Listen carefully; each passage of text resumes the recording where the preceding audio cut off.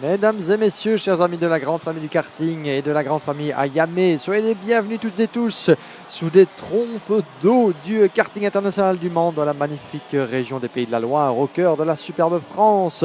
Bienvenue à toutes et tous pour Finals Day, le troisième et dernier jour de compétition ici dans le cadre de la Iame Eurocup and Ladies Cup 2024. Guillaume Alvarez ici à vos côtés en compagnie de Alex Goldschmidt. Alex, good morning to you, my dear. This is day number 3 of competition here as we get ourselves ready for what's going to be a sensational list of final races. And also welcome to Commentator Mission Control. Plenty of screens, plenty of information for us to give you the play-by-play. Welcome everyone to the Iame Series France YouTube channel. A big thank you to over 7,500 views last night. Also 5,500 views on Friday. We've got finals day, 8 finals. We've got the consolation final coming up first at 9:55. But you know, looking at yesterday, we concluded 42 total heats, including qualifying heats and super heats. And, you know, looking back at it, we had 3 exciting super heats which closed out the action. We had 3 different winners, Alessandro Tudisca, Hugo Gelad and Aaron Ferrazano, but it was Matthias van der Kerkhofer from Victory Lane that leads the intermediate final classification, because now the points go away into the background. It's winner take all. So the points make prizes, and we've got some fantastic private prizes on offer. We've got silver tickets for the Iame Warrior Finals for 2024 happening in just a matter of weeks' time. I think just over a fortnight at the Cartodromo Lucas Guerrero in Valencia. But we had 15 exciting heats, the biggest contingent as well, 103 drivers. You know, you look through it, we had X30 Master and Gentleman. Thierry Del Rey leads the overall intermediate classification after winning the Super Heat yesterday. We had 3 different winners in the heats as well, Jim Ringelberg, Alexis Castillon, Eric Chapon as well. And it's been between Ludovic Francois and Mathieu Bourdon for the Gentleman side of things. You then look at KA 100-138. Well, it's been the battle between Castro Villari and Blancaspor. Blancaspor, by fractions, won the super heat last night under the floodlights, but Castro Villari is on pole for the final. It's been between Ismail Ferga and Mela Taylor in KA 100-158, and you know, that's going to be an exciting battle. We've then also got X30 Junior, Gabriel Benecke and Lucas Sells have been the 2 drivers out front. Benecke is on pole, or is not on pole. It's actually Lucas Sells, 207 points for the Victory Lane driver. We've had 3 different winners in Mini FR60. Mike Menard, who put it on pole in qualifying, won the opening heat. Then Nahil El Gahoudi from Spain took heat 2, and Lucas Doyon, who puts it on pole for the final, won the Heat 3 and the Super Heat. And then, of course, we've got the 2024 Ladies Cup. And that's been just as enthralling as well, Guillaume. Effectivement, donc pas mal de courses qui nous ont égayé donc entre vendredi et samedi. Ça arrive évidemment avec le dernier jour ici. C'est ici que ça va se décider sur le karting du Mans. Les conditions sensiblement différentes. Ça a été relativement chaud, relativement sec pour les 3 jours d'essai libre, les séances qualificatives et toutes les manches et super manches d'hier soir, parce que nous avions une série de courses en nocturne. Place au final dans des conditions, comme vous le voyez derrière nous, eh bien, sensiblement différentes, avec la pluie, avec le froid, une piste glissante qui promet pas mal de surprises. Et surtout, pas mal de points à gratter pour les différents compétiteurs des classes engagées. On rappelle que nous avions 250 pilotes presque engagés ici au Mans, mais seulement une fraction aura sa place sur chacune des grilles des finales, notamment les seniors. Ils étaient plus d'une centaine, ils ne sont que 36 à disputer donc la course des courses ici ce dimanche matin depuis le karting du Mans. Quelques protagonistes qui sont parvenus effectivement dans les conditions sèches à tirer leur épingle du jeu. On pense notamment du côté des seniors à Matthias van der Kerkhove qui a terminé le classement intermédiaire en tête de la hiérarchie.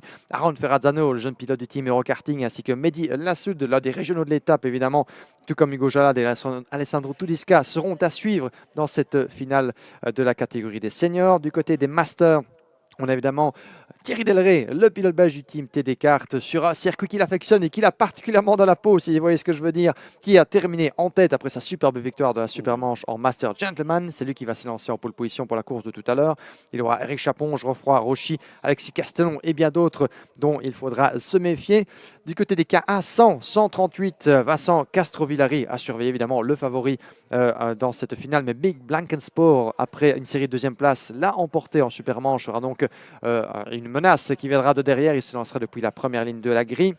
En KA 158, nous aurons Ismaël Farger et Merle Taylor qui nous ont offert une superbe série de batailles pour les victoires respectives. Mais gare évidemment à Manon Glogen et Alexandre Morard juste derrière aussi. Du côté des juniors, enfin, Lucas Seles, Gabriel Benecki et Viviane Guyonnet ont été parmi les protagonistes des différentes manches.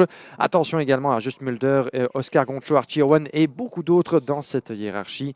Du côté des mini, nous avons Lucas Doyon ainsi que Naïl El Gaoudi qui nous ont fait montre de superbes performances, comme Mick Ménard qui sera juste derrière depuis la 3e place de la grille, la 2e plus intéressante position sur une grille de départ en karting.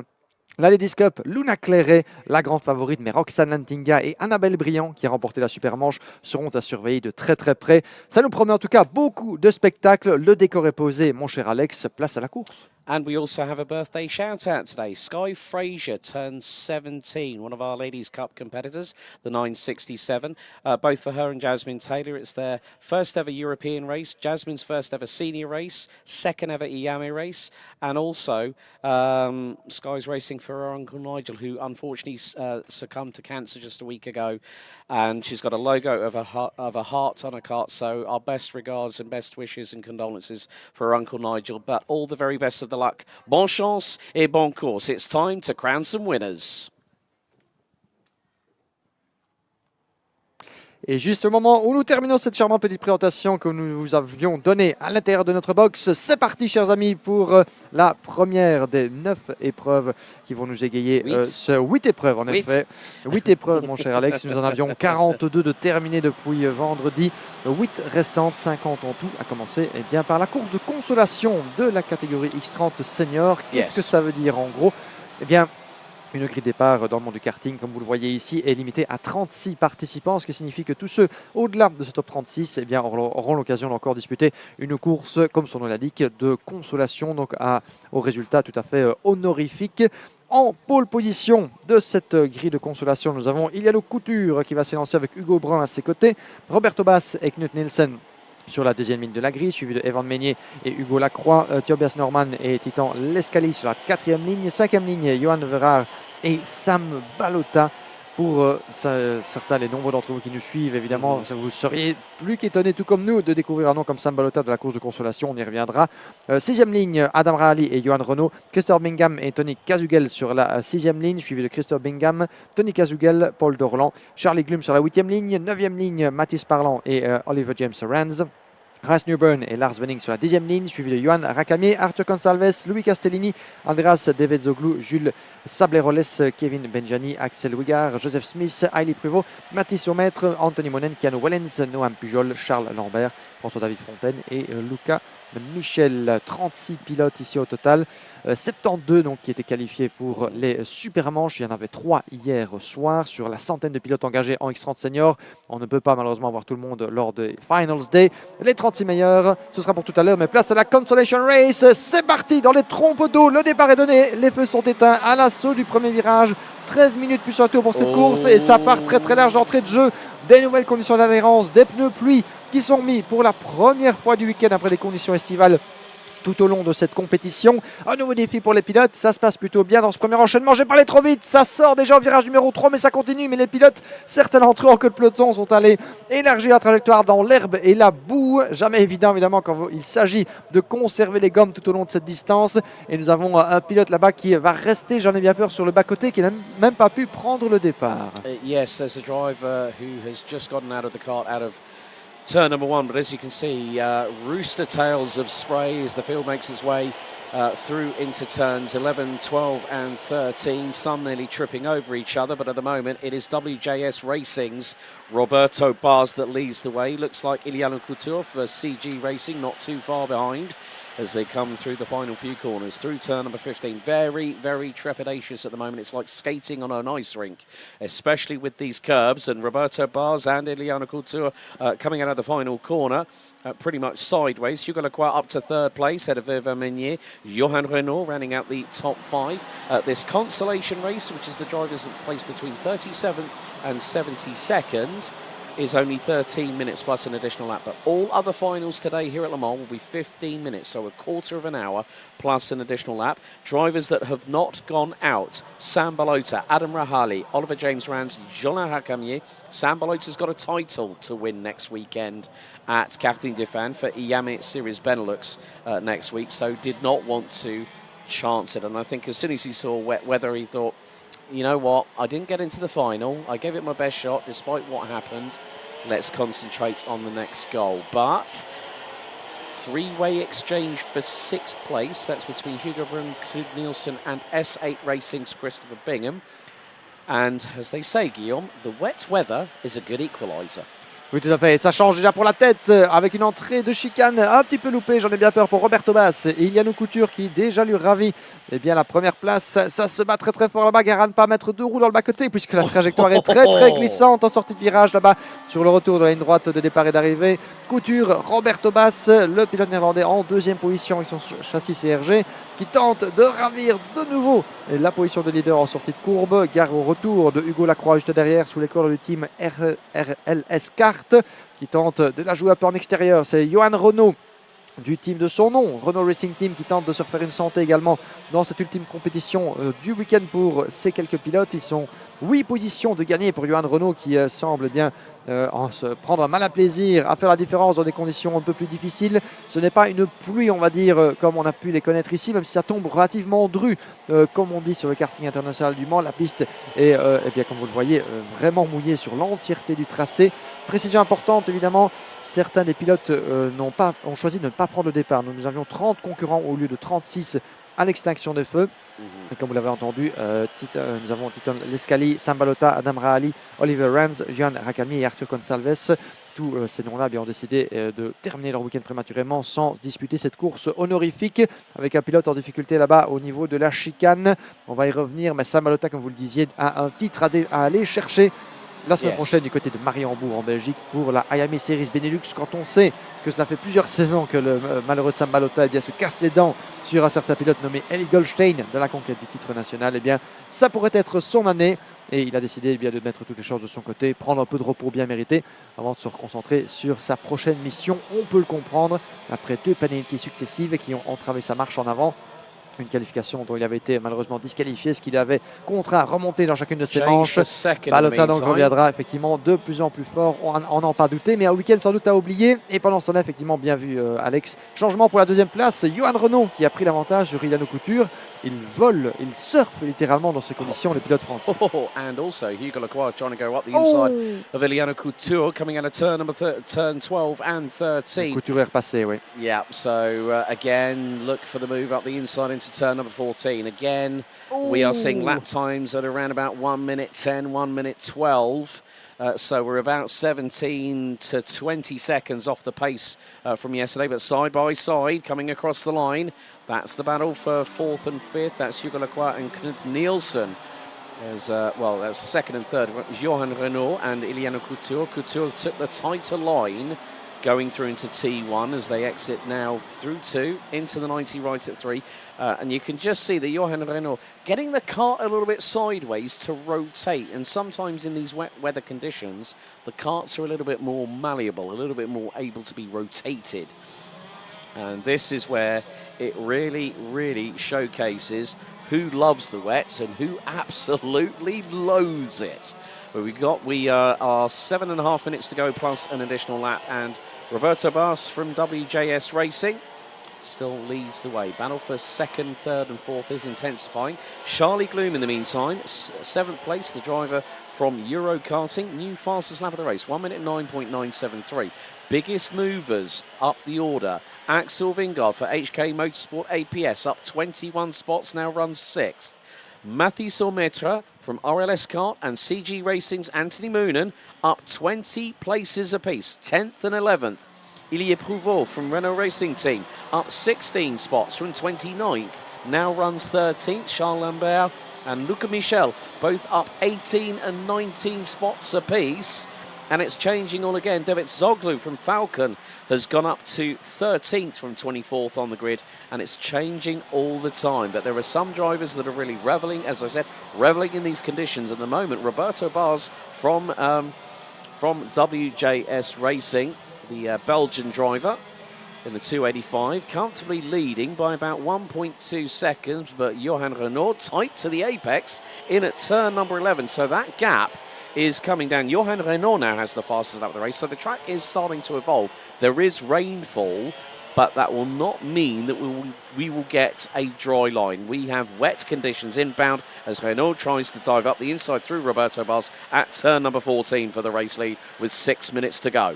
Oui, c'est en effet un petit peu toute la difficulté des conditions actuelles, puisqu'il pleut dru, il pleut continu. Donc, quel que soit le nombre de passages que ces pilotes vont donner sur le tracé du Mans, eh bien, la racing line, donc la trajectoire idéale, va continuer d'être tout aussi humide qu'au départ, à moins évidemment d'une accalmie, ce qui semble pour l'instant un petit peu compliqué à envisager, puisque les conditions qu'on nous avait annoncées, eh bien, elles sont là. Il fait nuageux, il fait frais, 13 degrés toutefois, comme on l'avait hier soir, alors que nous sommes en matinée. On ne devrait pas, a priori, espérer d'amélioration de conditions significatives tout au long des prochaines heures, ce qui fait que, eh bien, il va falloir s'arrimer, être prêt à relever le défi.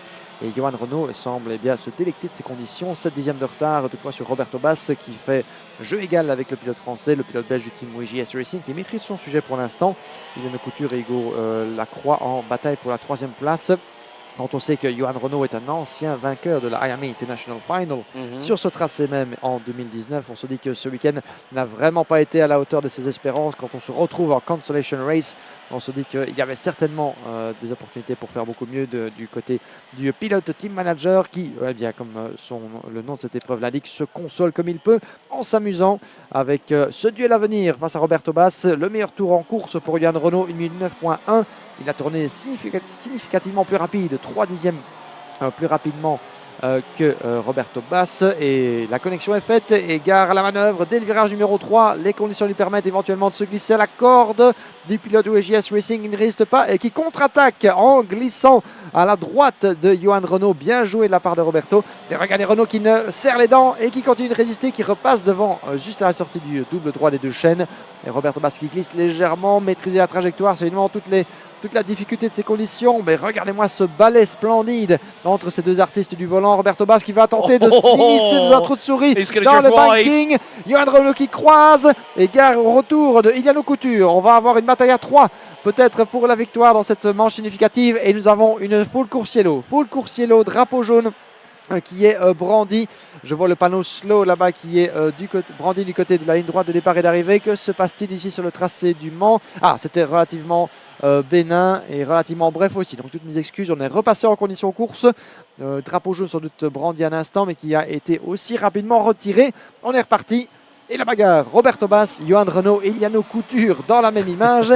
Et c'est même, je pense, Hugo Lacroix qui revient comme un beau diable derrière. 4 pilotes qui vont bien nous donner une belle foire d'empoigne pour les prochains tours. It's a bit like Swan Lake for karting at the moment, because Hugo Lacroix is also catching them. Now Renault trying to get the undercut through into turn number 4 on Roberto Bas from Belgium. Iame Couture was very much in the mix. They were all the back ends of the carts were going to the right-hand side, so they're having to go a little bit right-hand down to correct, so you're having to steer right to go left a little bit, if you will. But Roberto Bas, is he going to wide line it into the apex at turn number 11? No, he does not. Johan Renault gets through, and he's trying to go round the outside as Roberto Bas, and that is Iame Couture. Might have got the pair of them. No, he has not. Renault leads. Second, it's Bas. I think Lacroix's gotten up into 3rd place on the CG Racing entry, and Hugo Lacroix rounding out the top 4. Well, no, there is Couture at the back end of this field. 2.5 minutes to go, and it is musical chairs at the front end of the field. Renault leads by 3/10 ahead of Bas. Bas is going to go tighter to the apex. Renault's going to literally swing it wide, get the cart straightened up.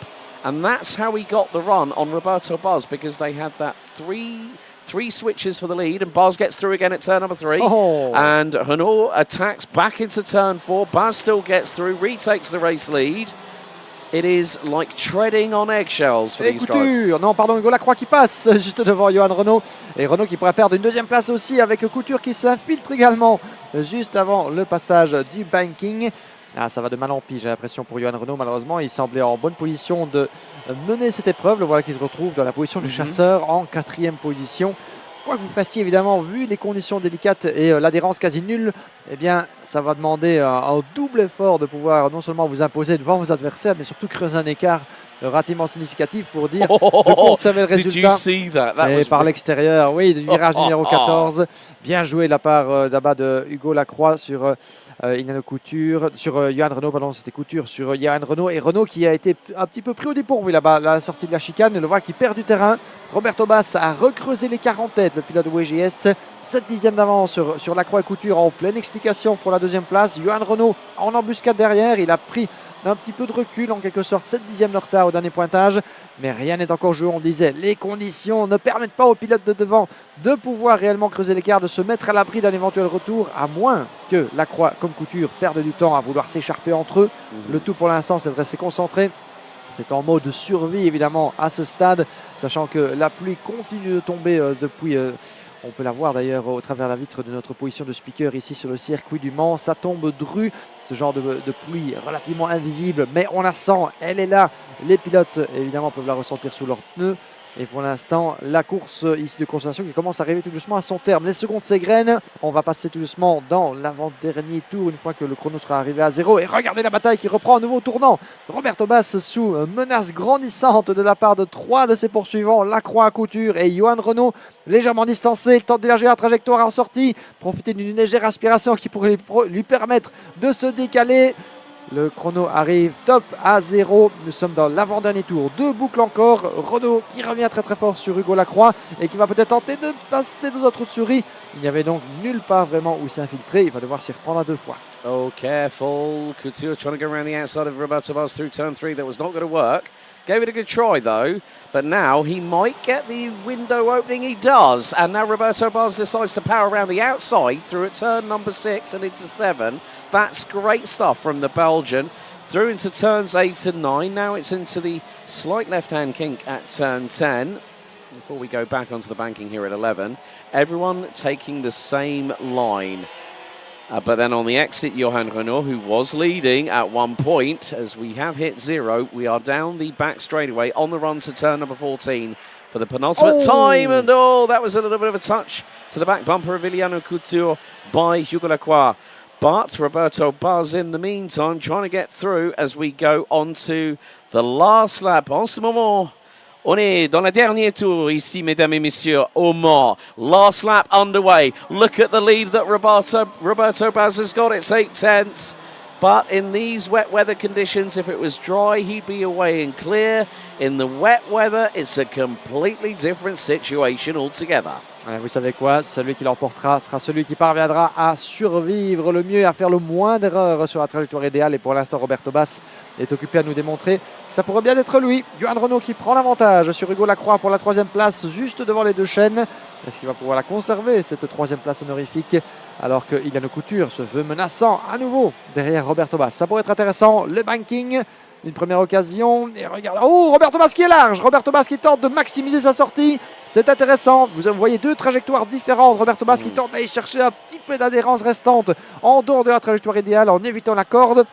Couture a tenté de passer par l'intérieur, le freinage de l'épingle juste à gauche. Johan Renaud qui tente de conserver la 3e place, le passage de la chicane, c'était large pour le pilote français. Roberto Bass qui tente de survivre en première position. Couture qui va lui donner du fil à retordre jusqu'au bout. Le drapeau d'Ami les accueille, qui va l'emporter à la photo finish peut-être. Non, Roberto Bass qui est parvenu à conserver l'avantage, la victoire dans cette course de consolation pour le pilote WGS.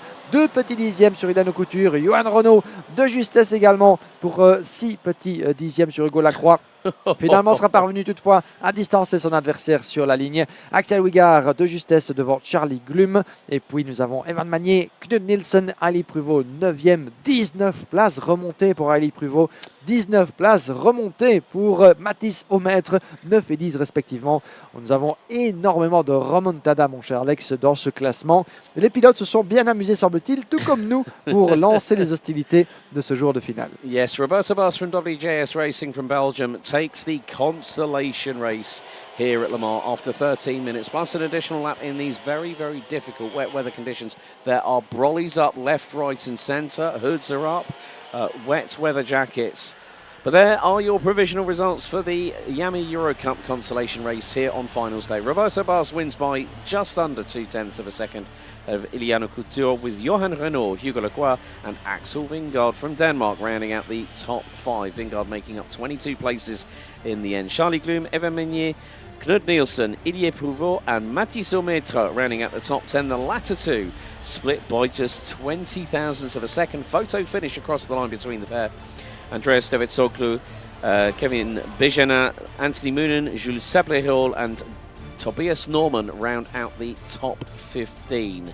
Hugo Brun, Louis Castellini, Keanu Wellens, Noam Puyol, Lars Venink, Johan Verhaard, Tony Cazagal, François David Fontaine, Reece Newburn, Paul Dolan and Luca Michel, the last of the classified finishers. KBK Competitions, Charles Lambert unfortunately retiring with 1 lap to go, with Mathis Bellard and Christopher Bingham out very early. No starters from the following drivers: Tito Lescali, Artugon Calvez, Sam Balota, Adam Rahali, Oliver James Rands, Jola Hakamier and Joseph Smith, with Roberto Baz your provisional winner for the consolation race here in X30 Senior. Next up, it's the X30 Senior Final.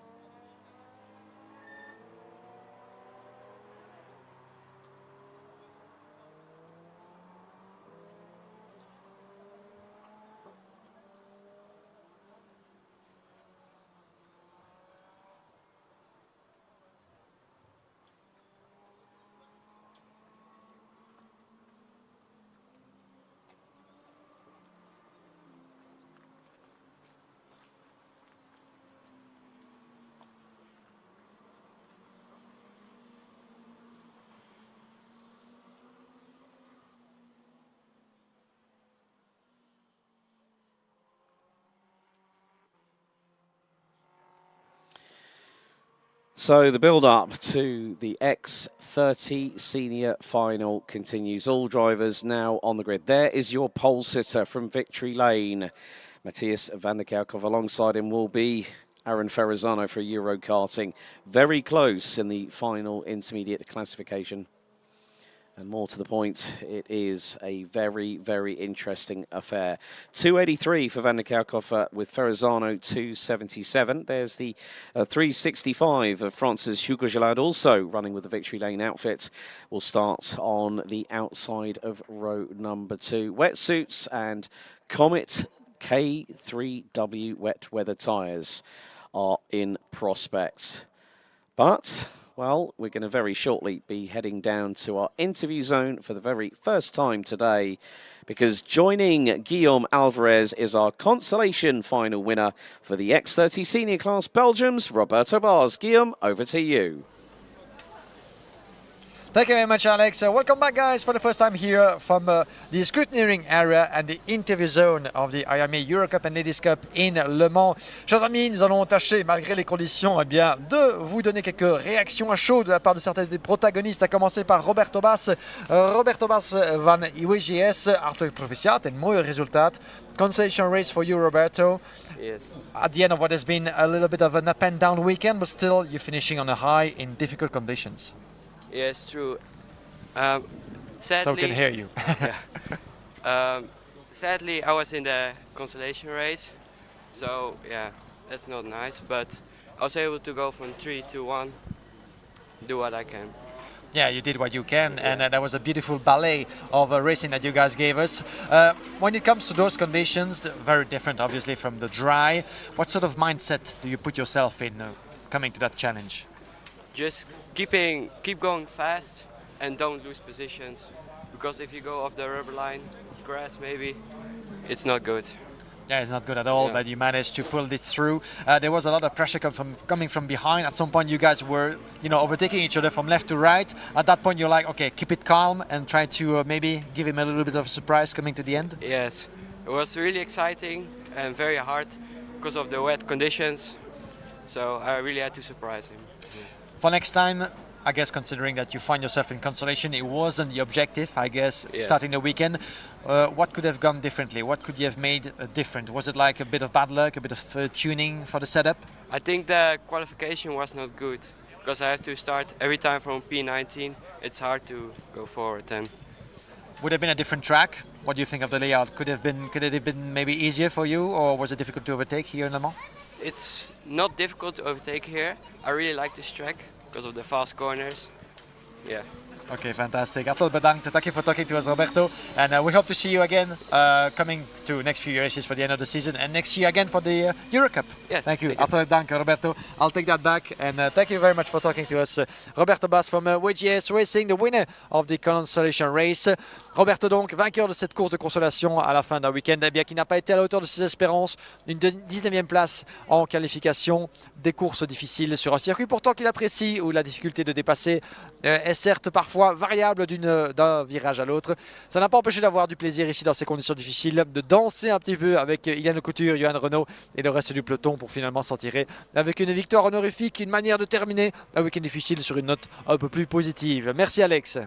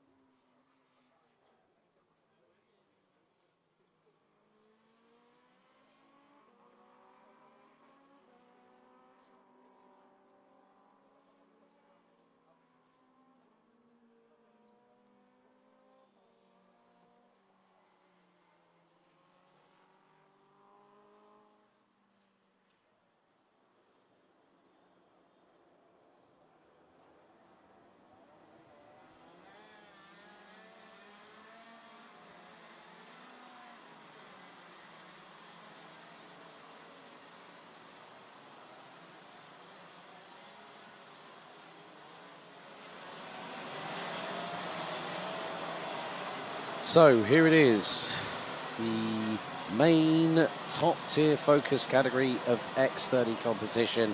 It's time for the X30 Senior Top 36 final.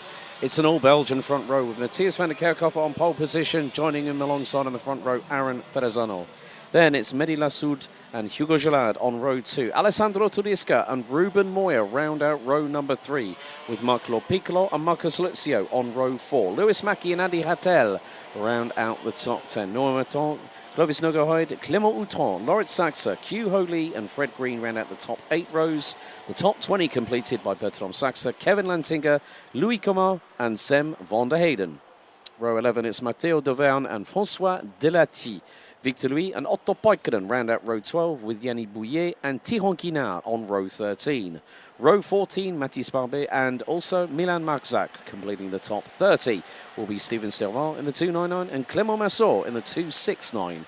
Alistair Cresswell, Marcus Gloom, Maxime Gillet, Morgan Moore, Maxime Blanchemin and Neil Marie Dubar round out the top 36 out of 103 X30 senior drivers. The winner of this event will get their winner's trophy and a silver ticket for an entry to IWF 2024. 15 minutes on the timer, plus a lap. We're lights out and racing. Good start by our pole sitter. Ferrazano is going to try and put it round the outside at the moment as they go through into turn number 1, but there has been a loss of the lead, but Ferrazano round the outside takes the lead coming out of turn number 2. Impressive confidence for the 259 from Belgium, representing Euro karting. And that's Mehdi Lassoud having to go wheel to wheel. That looks to be more than likely. That's the 231, or 321 of Lewis Mackie, I believe, from Norfolk for EGP up into second. But Ferrazano, what a lightning start. Hung it round the outside and got the job done early. And that's exactly what you need to do in these wet weather conditions. If you can get out of the front, you've got better visibility. You're not compromised with anybody else. And the lead that Ferrazano has got is mighty. But we've already got a kart off the circuit. And there are yellow flags at Marshall, post 4. Noah Maton was not showing up on the start, but I think that might be Zem van der Heyden that's dropped out. Et justement, par rapport à Noah Maton, mon cher Alex, malheureusement, c'est un ennui mécanique qui a empêché le jeune Belge là-bas, dont le kart est toujours au niveau de la prairie. Je me demande s'il va parvenir à prendre part à cette finale, peut-être en toute dernière position, mais juste au moment où le peloton s'est lancé dans les trompes d'eau, eh bien, j'entendais des cris au moment où je revenais vous retrouver depuis la zone d'interview. Eh bien, Noah Maton, malheureusement, se retrouvait planté là-bas, sans doute un souci mécanique au niveau de son châssis du team RSD, et malheureusement, on va voir si Noah, et je pense qu'il va effectivement rentrer au stand. Il vient de revenir du côté du box, semble-t-il, Noah, à moins qu'il soit encore avec nous. Non, je ne le vois nulle part, malheureusement, sur le tracé. Donc, bien malheureux, en tout cas, pour le jeune pilote belge qui devait s'élancer depuis le haut du peloton. Noah Maton qui était en 6e ligne sur cette grille de départ et qui aurait pu faire de très très belles choses dans des conditions qu'il affectionne particulièrement. Il n'en sera rien, malheureusement. Parfois, même au prix d'un week-end relativement réussi pour le pilote belge, qui a été parmi les plus constants, avec une 2e, une 4e, une 5e place comme résultat, une 3e position aussi. Eh bien, la mécanique n'a pas répondu présent au pire des moments au départ de cette finale senior. Aaron Ferrazzano, son compatriote, qui mène le bal, 7 dixièmes d'avance sur Lewis Mackie. Mehdi Lassoud, vous le voyez à l'image avec le châssis Sodicart en 3e position. Marcus Lusio remonté de 4 places au 4e rang, qui lui donne la chasse devant Marcelo Piccolo. Fred Green, 10 places de remontée pour Fred. Les pilotes britanniques, évidemment, qui à nouveau affectionnent, comme les pilotes belges, ce genre de conditions difficiles. Laurie Satch, 7e, qui a remonté également quelques places devant Matthias van de Kerkhove, qui, à l'inverse, malheureusement, ne peut pas en dire autant. Lui qui s'est lancé depuis la pole, il est seulement 8e devant Clément Autran et Ruben Moyen. Mais tout est encore à faire dans cette finale. 12 minutes et un tour avant le drapeau à damier. On est loin d'avoir tout vu. Yes, 3 minutes completed out of the 15, and at the moment Aaron Ferrazzano, after the opening lap, had a nearly 1.2 second advantage. Lewis Mackie has cut that down to 7.5 tenths, but Ferrazzano's gone purple in sector number 2. Black and white warning flag for 2-2-6 as Marcus Luzio has just got through on Mehdi Lassoud. So the 226 gets the black and white warning flag. That is for possibly driving standards out on track. Marcus Glum, Luzio and Lassoud embroiled in the battle for 3rd place. They both swing it wide towards the outside of turn number 1 and get the good amount of purchase on the traction going through into turn number 2. So at the minute, well, drivers that did not start the race, well, Zem van der Heyden out, Maxime Blanchimard, who started on the back row of the grid, also out, as Guillaume just alluded to just a moment ago. Noah Maton, who was on the inside of row number 6, technical difficulties for the RSD karting driver. Clément Massot is the next driver, 269, to pick up a black and white warning flag from race control. They'll see that indicated on the digital flag, which has the green lights and also the countdown timer as well. And well, I was waiting for this moment to transpire. A big thank you to over 525 people currently watching. Well, that's dropped down as soon as I said something. Oh, God, what am I like? But we want to hit 750 subscribers by the end of the racing action on the Iame Series France channel. So if you haven't subscribed, please do so. It's just a click to you, but to us it means so much more. It means we can grow our love of this sport through the magic of live streaming. Big thank you to Mike Wagner and his team at Camp Company GmbH for the provision of not just the live streaming, but also the race control cameras that are dotted around the circuit here at Le Mans. But the battle still very much on between Mehdi Lassoud in 4th, Marcus Luzio, the driver from Premium Karting, who didn't pick up a race win yesterday or the day before, but has been there or thereabouts. And that was why he started on the outside of row number 4, alongside Marcelo Piccolo, who is currently 6th at the moment. Matthias van der Kerkhove currently stuck down in 8th place. Ruben Moya 10th, Kyuho Lee 12th, but has made up 3 places. Alessandro Tedesca started 5th, now 14th. Oh, et ça passe par l'extérieur là-bas avec le numéro 301. C'est Bertram Satch et Kyuho Lee en pleine explication là-bas au niveau de la chicane, avec également Nous avions Alessandro Tudisca du team RSD, je pense. On va y revenir d'ici quelques instants, mais ça se bat à tous les niveaux. Matteo d'Auvergne, Ruben Moya qui vient de prendre l'avantage sur Matteo d'Auvergne du team PB Kart. C'était d'Auvergne qui était là-bas en difficulté avec Bertram Satch au passage de la chicane. Une seconde 3 d'avance pour Aaron Ferrazzano pour l'instant, votre leader sur Lewis Mackie. Et vous êtes toujours plus nombreux et nombreux à nous suivre en direct sur la chaîne YouTube de la Iame Series France. On vous en remercie évidemment. Vous avez été nombreux depuis vendredi, hier également, à nous accompagner pour suivre les festivités ce ici. matin, hein. Et oui, depuis ce matin surtout, pour suivre les festivités depuis Le Mans Karting International. Et pour cette édition de la Iame Eurocup et Ladies Cup que nous aurons plaisir de suivre tout à l'heure pour ce Finals Day dans des conditions, vous le voyez, ô combien difficiles et sensiblement différentes que ce que nous avions jusqu'ici. Les écarts qui tentent à grandir un petit peu. Marcus Lusio, le numéro 320, qui tente de changer de trajectoire pour tenter de se rapprocher de Lewis Mackie, son compatriote en deuxième position. Sous la pression de Mehdi Lassoud depuis la 4e place. C'est ici évidemment dans ce genre de conditions météo difficiles avec évidemment le niveau d'adhérence qui tendent à évoluer. Ils sont assez faibles, hein, on ne va pas vous le cacher, sur ce tracé du Mans avec de l'eau stagnante, de la standing water qui aura peut-être tendance à se former à différents endroits, notamment dans le banking, le virage numéro 11 de l'autre côté du tracé, on va y revenir. On le disait, il pleut légèrement, mais de manière continue. Donc ce n'est peut-être pas la plus grosse pluie qu'on aura vue ici au Mans, mais elle est bien présente, elle est relativement invisible, mais on la sent sous les roues, et également sur les anoraks, raison pour laquelle j'avais mis quelques couches tout à l'heure pour aller interviewer Roberto Bass, en espérant que ça reste comme ça, mais surtout pour les pilotes, et bien que la trajectoire idéale, la racing line tend un petit peu à s'améliorer.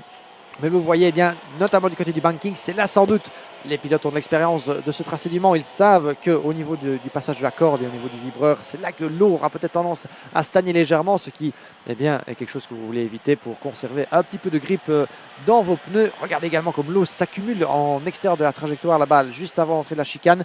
Et on peut voir à l'œuvre différentes trajectoires, différentes tentatives de la part des pilotes, soit au milieu de la piste, à l'extérieur, tenter d'aller chercher un petit peu de grippe ci et là pour, d'une part, rester sur la piste, mais surtout éviter de se faire rattraper ou donc de perdre quelques précieux dixièmes au passage. Aaron Ferrazzano qui nous fait part de toute sa maîtrise de cet exercice puisque l'écart ne faiblit pas. 1 seconde 3 pour l'instant.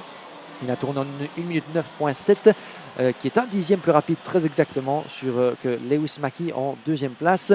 Mackie qui doit faire avec la pression de Marcus Lusio qui revient dans ses échappements de plus belle. Là-bas, la sortie des deux chaînes. On va voir ce qui peut se passer entre ces deux-là. Le tout, c'est de garder la tête froide, évidemment, puisque 6 minutes et 20 secondes et un tour. Il y a encore de quoi voir venir, évidemment. La Soud s'est laissé décrocher, vous le voyez là-bas. Et où est-il d'ailleurs, le pilote Sodicart? Il n'est plus... Fred Green, et effectivement, Fred Green est passé devant, donc le pilote français en 5e place. Et ça tente de passer également. Ouh, ça a failli même s'accrocher entre Loris Satch et Marc Lopiccolo dans le banking. Gare, évidemment, où vous mettez les roues. Yeah, the Kart 45 driver from France unfortunately went a little bit deep into turn number 5, and then Fred Green was there to pick up the pieces. The barn doors were wide open. Fred Green went through. So Lasud has dropped down into 5th place as a result of it. But you can see how calm and composed Aaron Ferrazzano is. Marcus Luzio going very wide coming out of the 17th and final corner, but still keeping it, I think, pretty much 2 wheels within track limits. But of course, with the wet weather, there has to be a little bit of leeway for the drivers, given these are very, very extenuating circumstances that we have here, because it's a consistent rainfall. We can look at the gantry on the left-hand side of our commentary box position. There are so many umbrellas up in so many different shades of colours that literally there are going to be raindrops going down onto the people that are standing below them that are occupying the pit garages. And more to the point, Aaron Ferrazzano's lead is now 1.6 seconds. It was all that, and I said this earlier, when he did that move, because Lassoud went up the inside of Van Kerkhoff, Ferrazzano went right, went round to the outside, punched the throttle down hard, lit up the rear tyres, straightened the kart out, and Luzio now through at turn 14 on Mackie. That's for second. So there are still prizes up for grabs, apart from the silver invitation to IWF 2024 for the winner. But drivers in second and third will get some Comet K3M tyres. Kevin Lantinga gets the black and white warning flag from Race Control, the 296 from the Netherlands. But Marcus Luzio has got Lewis Mackie in his wheel tracks into the 90 right here at turn 3. Fred Green has caught them up because they've been squabbling a little bit. what has happened is that Fred Green might get the job done. Yes, he just squeezed through on Lewis Mackey. Fred Green taking a good little line, took the inside line, and Mackey tried to swing back into the corner and rotate the kart. But, however, Fred Green was there quick to pounce, and now he's going to... You see that little bump on the inside there? That's a nice little bit of manoeuvrability there, because you can use... I saw Marcus Luzio use that earlier. There's a little bit of a compression, a little bit of an indent on the inside approach into the apex at turn number 11. And Luzio has used it. Green has just used it. 3.5 minutes to go, and it's not getting any easier out there at all. Non, effectivement, les conditions qui semblent légèrement se dégrader avec la pluie qui tend un petit peu à augmenter également. Et les pilotes vont devoir bien raviver, faire donc preuve d'une belle détermination, surtout être attentifs jusqu'au bout. Évidemment, il n'y a guère de place pour la moindre erreur ici dans ces conditions combien difficiles, sans quoi eh bien, vous pourrez le payer doublement cher, Ferranzano, pendant ce temps-là. Et ça passe, ça tente de passer à la corde là-bas dans le chef de... Et poursuivant Marcus Luzio, Fred Green, au jeu volant son châssis Croc Promotion. Green qui tend... Oh, contact avec Marcus Luzio, les deux se sont contactés. Aïe, aïe, aïe, aïe, ils se sont touchés, même devrais-je dire. Le contact, mais Marcus Luzio, par je ne sais quel miracle, est parvenu, après sa toupie, son 360 degrés, à revenir dans le bon sens. Et directement se relance pour prendre l'avantage sur Lewis Mackey. Eh bien... Remonter comme un coucou, mais Mackey qui contrôle la situation, qui ferme la porte au virage suivant. Ils vont être côte à côte. Et Luzio qui serre les dents, qui parvient à prendre l'avantage sur son compatriote. Quelle séquence en l'espace de 2 virages. On a pensé que Marcus Luzio allait avoir sa course complètement ruinée après ce contact avec Fred Green, qui ne savait pas laisser compter, lui, pour continuer sa route. Il est en 2e position, le pilote britannique Fred Green. Et il en a profité pour creuser un bel écart, vous le voyez là-bas, actuellement de 1 seconde 1. On a pensé que Luzio n'aurait plus voix au chapitre dans cette épreuve. Il s'est retrouvé dans le bon sens. Pedal to the metal, directement le coup d'accélérateur pour se relancer. Et il n'a guère perdu de temps pour... dire à Lewis Mackey, non, non, mon bon ami, je reste en 3e place, tu ne vas pas profiter de la situation pour me ravir ce podium, je repasse devant, quitte à y aller au forceps.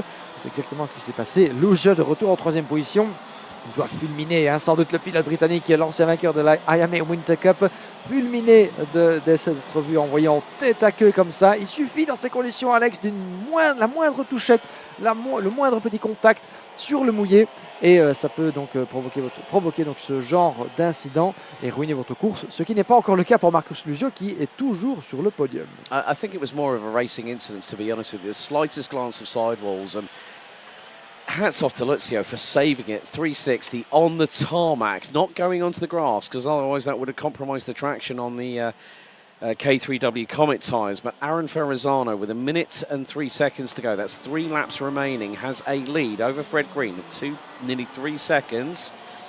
Marcus Luzio still managed to dive bomb up the inside through at turn number 11 on Lewis Mackey. So the premium karting driver holding on to 3rd place, but time is fast running out.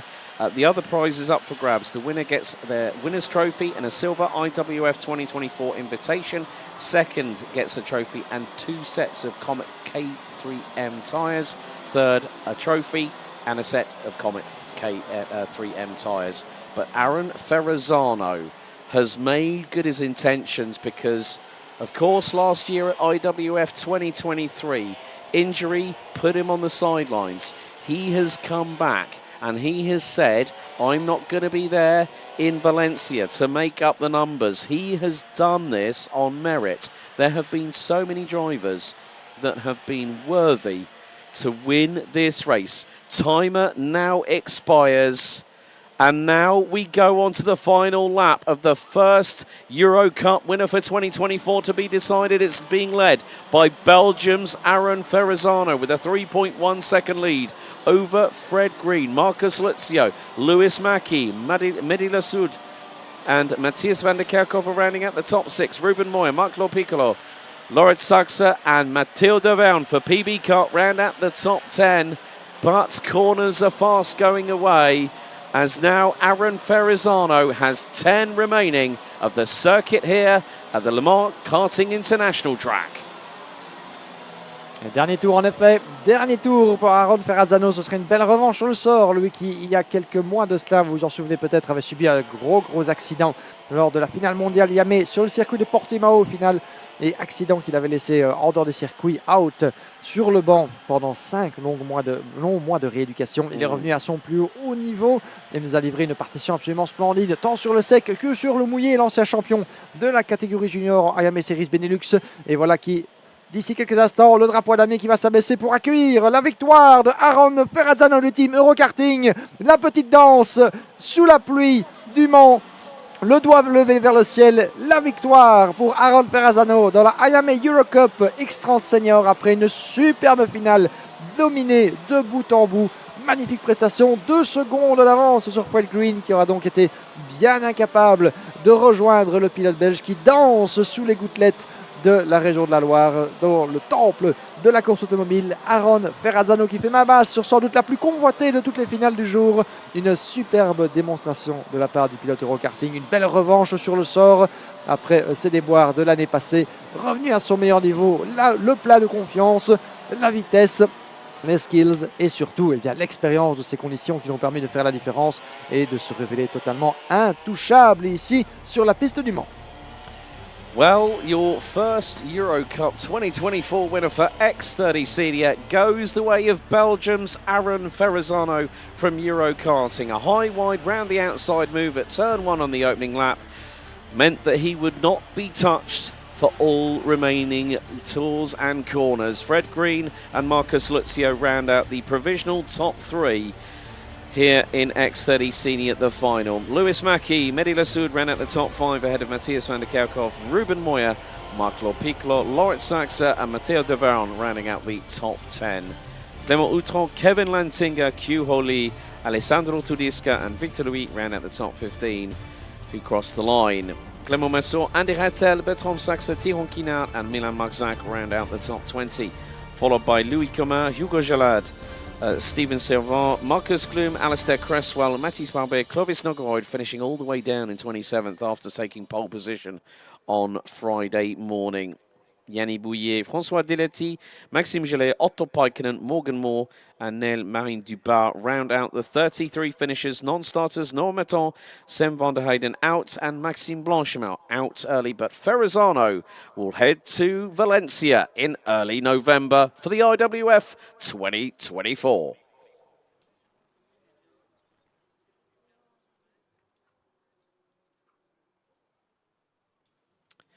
So the traditional grid procession once again is a feature of finals day, and we have our KA 100 138 kilogram drivers heading their way onto the circuit. But there's going to be joy at Eurokarting's HQ at Marienborg in southern Belgium. Aaron Ferrazzano now has another opportunity to take an Iame Warriors final title this coming early November at the Catadromo Lucas Guerrero in Valencia in Spain. So the drivers will be readying up and, well, as you can see, wetsuits on and the wet weather tyres also being showcased in these very, very difficult conditions. So let's just give you a quick reminder of the class itself. The KA 100 138 kilogram class is for a junior or senior national or international license. Drivers aged 12 and above. Minimum weight 138 kilograms. With the power plant of choice, the Iame Rejet KA100 100cc engine partnered with the Comet's K3H tyres in the dry, but it's going to be the K1W Comet wet weather tyres that they will be using, as it will be the same for the 158 kilo drivers who will be up next, but the weight is higher by 20 kilograms, so the same powertrain and tyre combination remains. But what we do have is a rather exciting race in prospect based on what we have already seen over the course of the weekend for the Iame Eurocup for 2024. Vincent Castrovillari, the 754, took the 3 heat wins on up to the superheats, and Mick Blankenspor took the superheat. But we have another winner to speak to. Let's head down to Guillaume Alvarez, live and standing by with Eurokarting's Belgium hotshot, Aaron Ferrazzano. Over to you, Geeks. Thank you very much, Alex. Welcome back here in the interview zone with the winner of the day in the senior category, Aaron Ferrazzano. Aaron, mes sincères félicitations. Merci beaucoup. Devant la vainqueur de la Iame Eurocup en senior, sans doute la plus convoitée de toutes les finales. Le ciel ne vous a pas gâté, mais ça ne t'a pas empêché de nous livrer une partition absolument splendide. Comment est-ce qu'on se sent? Ouais, on se sent vraiment heureux. Là, je sais pas, j'ai pas de mots pour décrire ce que je ressens après autant de temps. Donc voilà, ça me fait vraiment plaisir. On a vraiment bien travaillé avec l'équipe. On était performants depuis le début. Donc c'est super et je remercie l'équipe. C'est vrai qu'Eurokarting a fait un magnifique boulot aussi de t'offrir le châssis qu'il fallait. Même si la mécanique est là, les conditions étaient sèches pendant toute la semaine. C'est la première fois que vous mettiez quand même les pneus pluie dans les conditions course. J'imagine qu'en termes de mindset et de préparation, il faut s'y préparer, mais on ne sait jamais vraiment ce qui peut se produire. Non, on ne savait pas tout comment ça allait se passer. On a fait pour un mieux et ça a payé. J'ai bien roulé, j'ai assuré. Donc les deux ensemble, ça fait la victoire. Voilà. Ça fait la victoire. Dans ces conditions course, évidemment, on sait que le grip, l'adhérence peut être vraiment très piégeuse d'un endroit à l'autre du circuit. Dans ce cas, tu te dis, ok, je mets tout dans les premiers tours et je gère, ou alors, voilà, comment ça se passe sous le casque en termes de stratégie. Une fois surtout que tu te retrouves en devant, j'imagine qu'il y a l'envie peut-être d'amuser un peu la galerie, mais surtout en garder un petit peu sur la pédale, comme on dit, pour assurer. Bah oui, c'est sûr, il ne faut pas trop en mettre au début, un peu voir comment la piste est. Donc voilà, j'ai géré en fonction de ça. Gère en fonction de ça. En tout cas, beau résultat. Merci on se retrouvera beaucoup. sur le podium, mon cher Aaron. Félicitations encore une fois. Merci beaucoup. Merci Aaron Ferrazzano et Eurokarting, vainqueur de votre finale X30 senior sous les trompes d'eau. Il continue de pleuvoir, je peux vous le confirmer ici, Alex. Et ça va nous donner encore bien d'une partie de plaisir, bien du plaisir pour les pilotes en piste. De retour de votre côté pour encore des finales palpitantes qui nous attendent.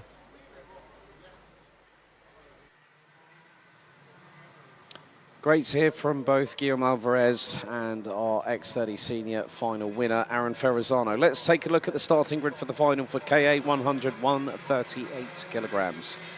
Well, following on from the final intermediate classification, Vincent Castro-Villary for OKS, representing the host nation France, starts on pole position. Mick Blankenspor from the Netherlands, representing the Compcar NL squad, will be alongside on the front row. We've got Gilles Lucas Gianni and César Hodina on row number 2. Maxime Gorge and Anton Bathedou round out row number 3, ahead of Johan Caro and Paul Glaise, with Raphaël Boula and Jean Pricard rounding out the top 10. So we have 17 drivers in this 15-minute plus an additional lap KA 100 138 final. William Kousmal, Jean Accard, Leopold Ferman, Nathan Best, Alice Dekari, Maxime Kayan and Lisa Kousmal rounding out the 17-strong grid. So the red lights are on the starting gantry. As you can see, plenty of standing water here at the Le Mans International Karting Circuit in Pays de la Loire here in France. So we're anticipating what could be another great final. So the drivers making their way through the final couple of left-handers. Red lights on the starting gantry here at this 17-turn circuit. So who will be the KA 100 138 Eurocup winner for 2024? Revs up, lights out, let's find out. As a good start from the front end of the field. Now, the biggest thing was, where is Mick Blankenspor in all of this? But at the minute, our pole setter got a very good run. Mick Blankenspor didn't. Oh, now Blankenspor was showing us in on the live timing. So there's been a drama. Mick Blankenspor has not been able to, well, has decided either not to go to the grid, or has there been a drama that has befallen the Dutch driver in the 714? He's yet to break the opening sector timing beam. But at the minute, the drivers making their way towards turn number 11 for the final time.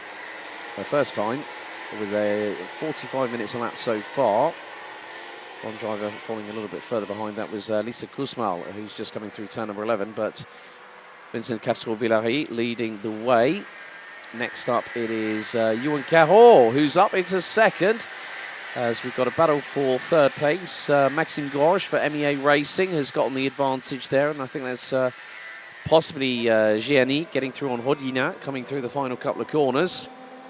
But yes, big news, Mick Blancasport didn't take the start apparently, which is weird. Now, of course, the KA100 drivers will also be heading to Marienburg for their third and final round, so maybe Blancasport has possibly decided to concentrate on that.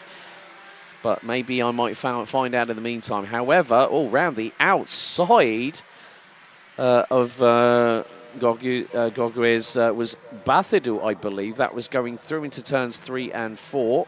And Gorguez losing another position, this time to Hodina. But again, these wet weather conditions really playing to other people's strengths. And to some, as I said earlier, some people may not be as confident and may not be as fluid when it comes to adapting their driving style. Ewan Carroll under braking into turn 14, sideways, back end steps out to the left, steers it left and straightens up the kart before turning left again. But big development that Mick Blancasport has not taken the start in this KA 100-138 final here, Guillaume. Oui, voilà qui est étonnant. Effectivement, Mick Blancasport, 3 fois deuxième lors de ses manches, brillant lors de la super manche de hier soir, et qui s'est lancé donc depuis le haut de la grille dans cette catégorie KA 100, aux côtés de Vincent Castrovillari. Et is nowhere to be seen. Il brille par son absence sur cette grille départ. Et attention là-bas, des soucis pour le numéro 722 au niveau du passage du premier virage. C'est William Cosmol du team GF Kart, le pilote français, qui naviguait en 8e position après une belle petite remontée des premiers tours. Il va devoir s'y reprendre de nouveau pour tenter de faire la différence dans ce peloton de la catégorie KA 100, 138 kg minimum. Et Mick Blancasport, donc on l'attendait au tournant comme l'un des grands favoris pour la victoire, et qui brille donc par son absence pour une raison qui nous est encore totalement inconnue à ce stade. Je regardais justement en termes d'échéance. Et un tête là-bas, drapeau jaune dans le banking. It was William Cosmol again. William Cosmol, malheureusement, vous l'avez vu en direct, c'est malheureusement tout seul dans cette position.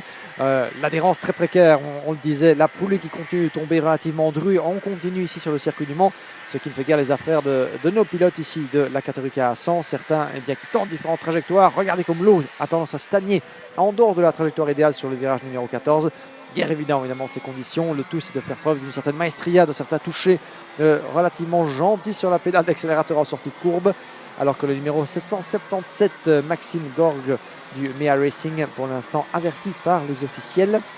Et on disait donc Mick Blancasport qui est absent de cette grille, de cette course, qu'on pensait qu'il avait de très très bonnes chances de remporter. On y reviendra.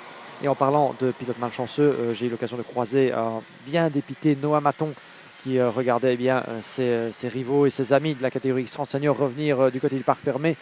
On peut comprendre aisément toute la déception, toute la tristesse qui habitait Noah Maton, puisqu'il n'a pas pu prendre part à la finale sur une cause mécanique. Il m'a parlé d'une bobine, une bobine qui avait tout simplement pris feu au niveau du box, et de multiples remplacements de cette bobine n'ont pas suffi à lui assurer une mécanique fiable jusqu'au bout. On revient en tête avec Vincent Castrovillari et Ewan Caro qui prend l'avantage sur le pilote CRG. Bien joué de la part d'Ewan Caro du team Bolt Competition. Le duel des pilotes français en tête de cette finale, et ça s'échange les positions juste avant la chicane. Voici Ewan Caro en tête devant Vincent Castrovillari. I think there's also been a change for third because Gilles Lucas Gianni got passed by Bathidou. Well, Gianni was wide coming out of turn number 13, went onto that dirty, muddy grass, and that is not going to help your Comet K1W tyres, because there's going to be grass, there's going to be muck in between the dispersion blocks of the tread pattern.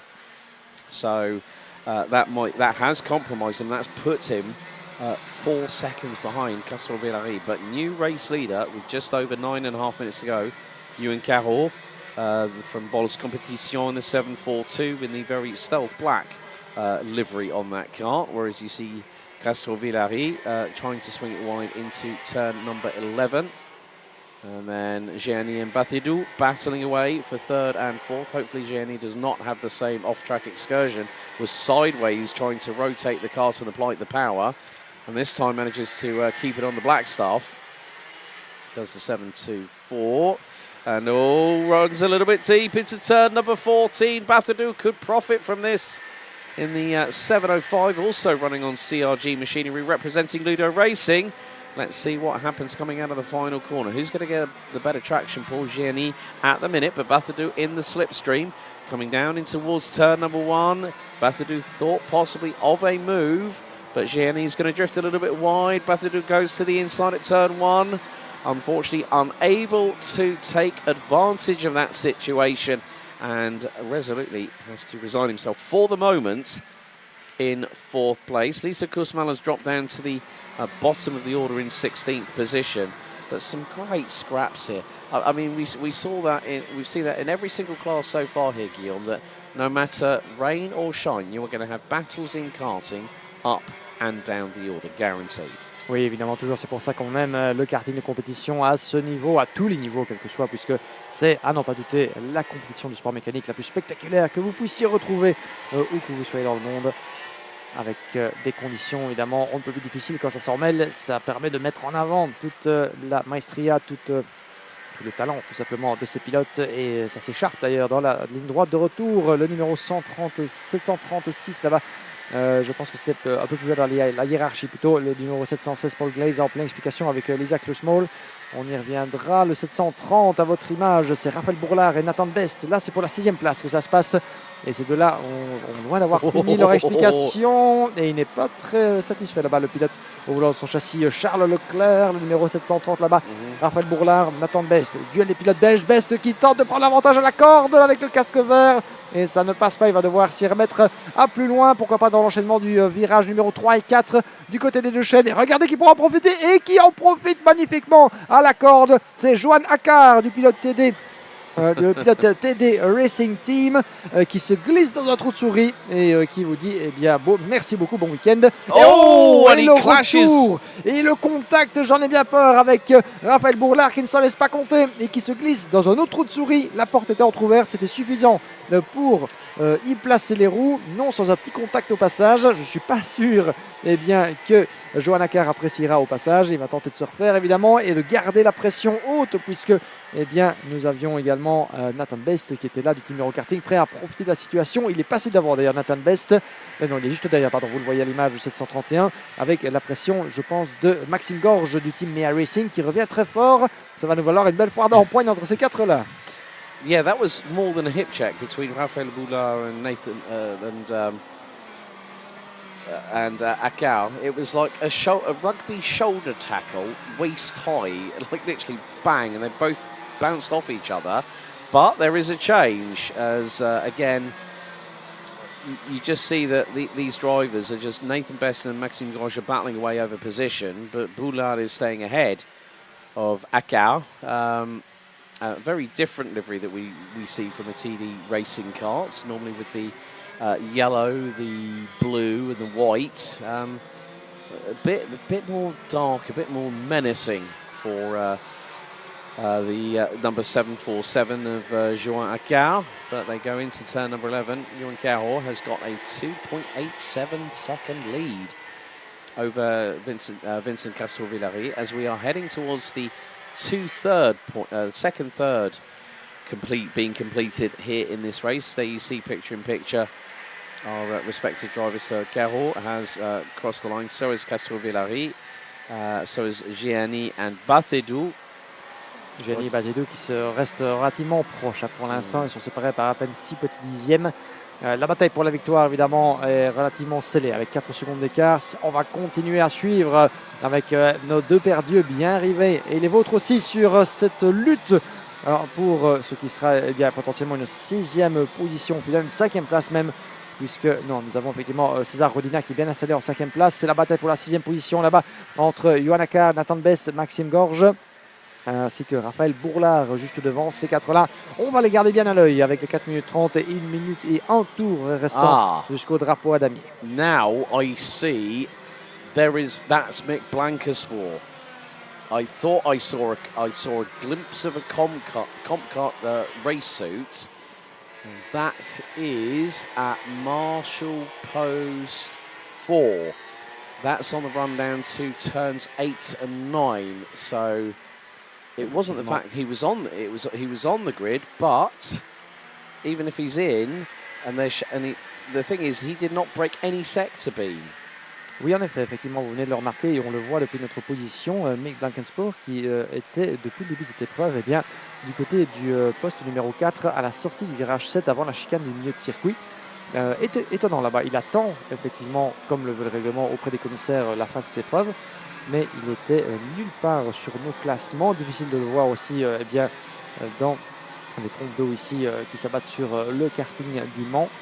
Mais semble-t-il un souci mécanique qui l'a empêché de couvrir ne fût-ce que le premier tour, du moins même pas le premier secteur, qui l'aurait éventuellement classé comme pilote ayant abandonné. Ce n'était même pas le cas pour Mick Blankensport. Donc voilà, un petit mystère qu'il nous faudrait élucider sans doute plus tard dans la journée. Comme Noah Maton, un autre gros nom donc, de la catégorie senior, tombait avant même de pouvoir combattre.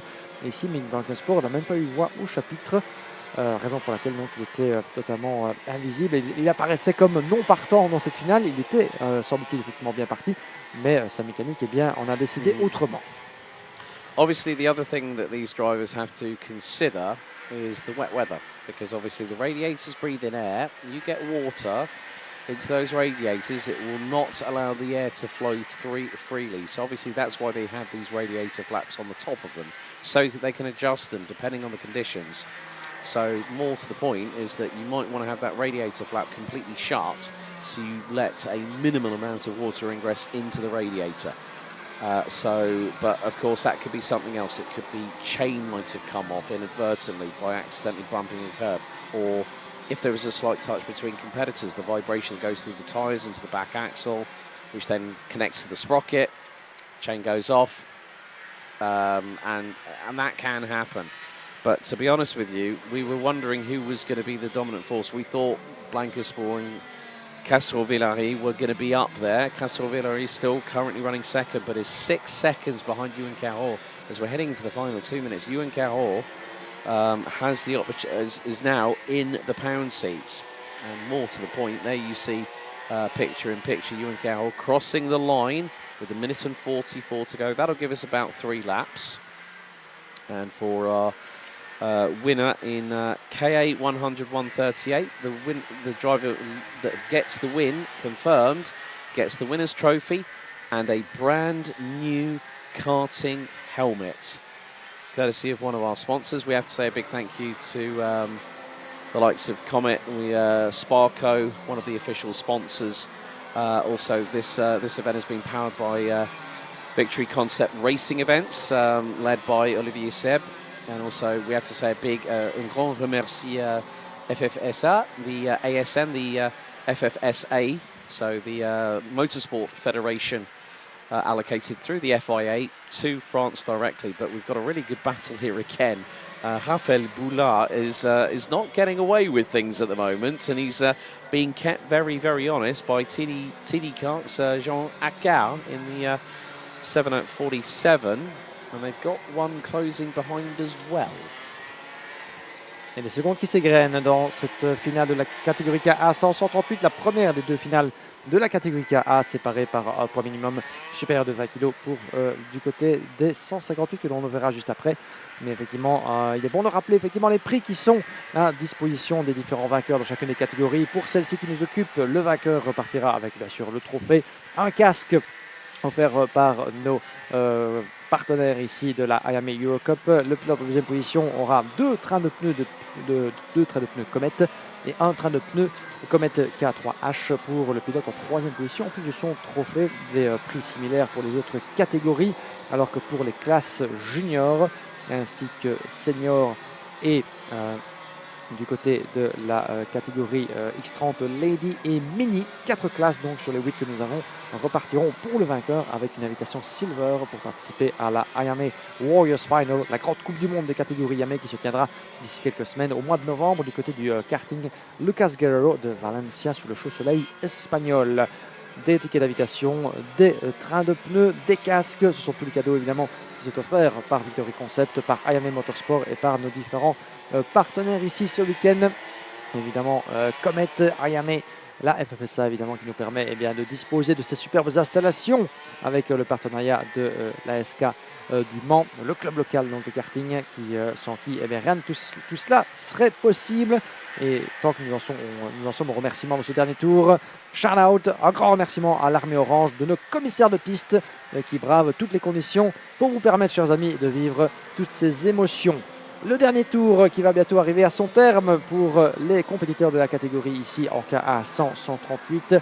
8 secondes 9 d'avance, rendez-vous compte, une avance stratosphérique pour Ewan Caro sur Vincent Castrovilliari qui aurait été l'homme à battre durant tout ce week-end et qui va devoir admettre sa défaite. Alors que pendant ce temps-là, rien n'est encore joué entre ces trois-là puisque nous avons Maxime Gorge, Nathan Best et Léopold Fermen un peu plus loin derrière.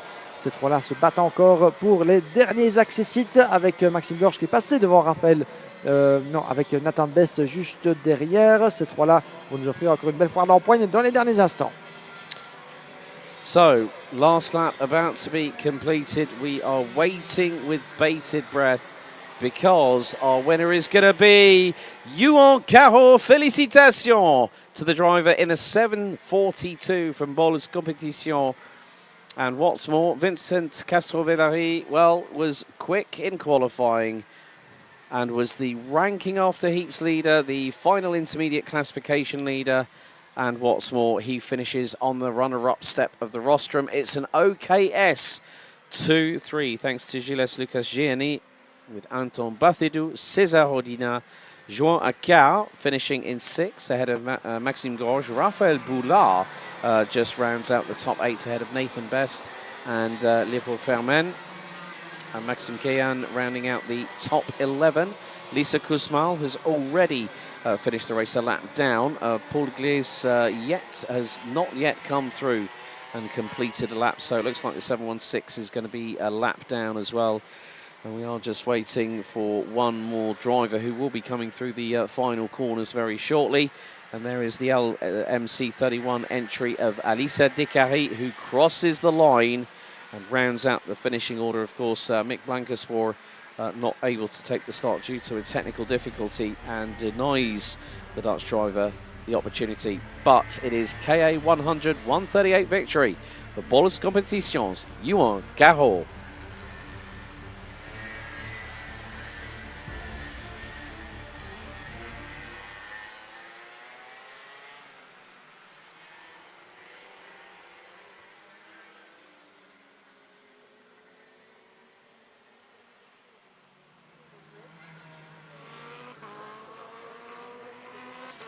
Another final soon to get underway and another possession of a grid ready to go into battle for one final time. Coming up very shortly, the KA 100 158 grid.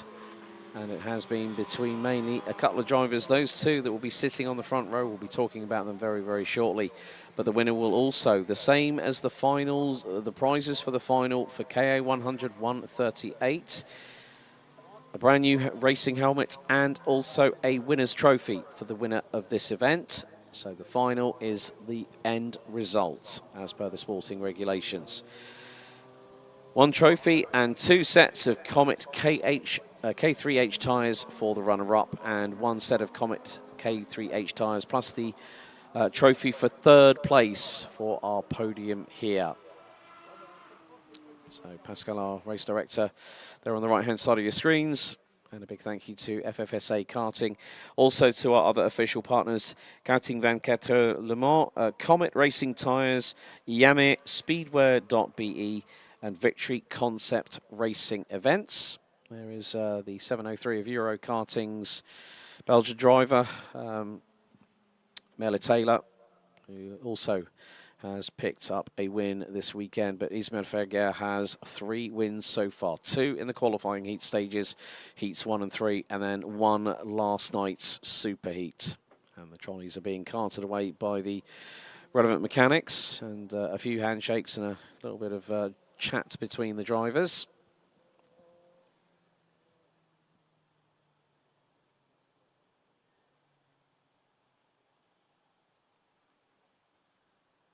So we are due to have 21 drivers competing in this class. And then we will have hit the halfway stage of finals day for the 2024 Iame Eurocup and Ladies Cup at the Le Mans Karting International Circuit. There is Thomas Melters in the 708 comp kart.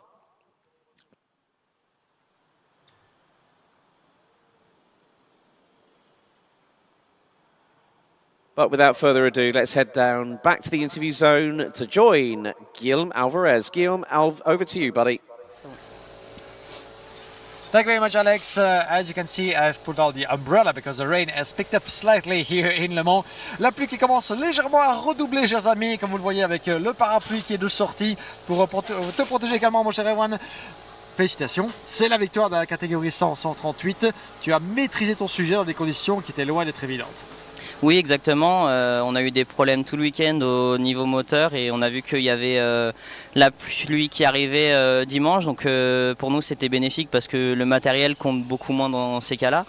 Donc on est content d'avoir travaillé sur ça tout au long de l'année, sur mon châssis qui est de Croc Promotion. Donc on est super content de la perf qu'on a réussi à sortir. Donc c'est intéressant ça, parce que tu es le premier pilote à nous dire que malgré les conditions sèches durant tout le week-end, vous aviez mis le doigt sur le fait qu'il pleuvrait potentiellement ici ce dimanche, et donc c'est ça qui a fait la différence dans votre approche du week-end. Oui, c'est ça, parce que on ne pouvait pas rivaliser avec les personnes qui avaient devant, car comme on a pu le voir sur la Super 8 hier, même si j'étais dans le groupe de tête, je suivais juste parce que je me prenais 10-15 mètres en début de ligne droite et malheureusement je devais les récupérer sur les freins, et donc c'était très très dur de suivre, et ça a été ça depuis le vendredi. Donc tu attendais ton heure et elle est arrivée, et te voilà un vainqueur de Iame Eurocup. Encore nos sincères félicitations. Merci beaucoup. Merci beaucoup, Ewan, qui a donc eu le plaisir de s'adresser à notre micro, vainqueur de la catégorie KA 138 après un week-end rondement mené, et la pluie aura fait la différence. Ça lui aura permis de briller et de repartir du Mans avec un superbe trophée amplement mérité.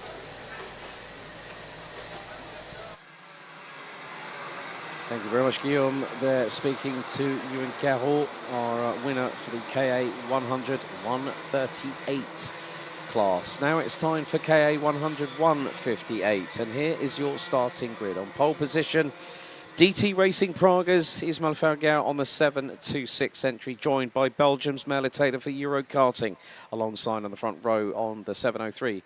Manon Gloagan and Alexandre Morat round out row number 2. Camille Delfort and Romain Desgardins rounds out row number 3. Maurice Staz and Kenny Robles rounds out row number 4, with Yavi Hansen and Noah Hubert rounding out the top 10. Tom Schultz and Léonard Guaron next up. Leon Leisfeld, Anthony Gorgeon, Quentin Cortoli, François Coulet, Anthony Chevasson, Nicolas Bronzi, Hippolyte Guéleon, Thomas Malters and Stéphane Parossienne rounding out the 21 strong grid. So this marks the halfway point. 4th final out of 8 here today. A total of 50 races over the weekend. A total of 9 qualifying sessions on Friday morning, making up the best part of nearly a total of nearly 9 hours of on-track action here at the Le Mans International Karting Circuit. It is going to be down to Fargao and Taylor on the front row to control the pace. The red lights are on the gantry. The gantry for viewing is very much occupied on both sides of the main tower, overlooking the start-finish straight. Drivers instructed to slow.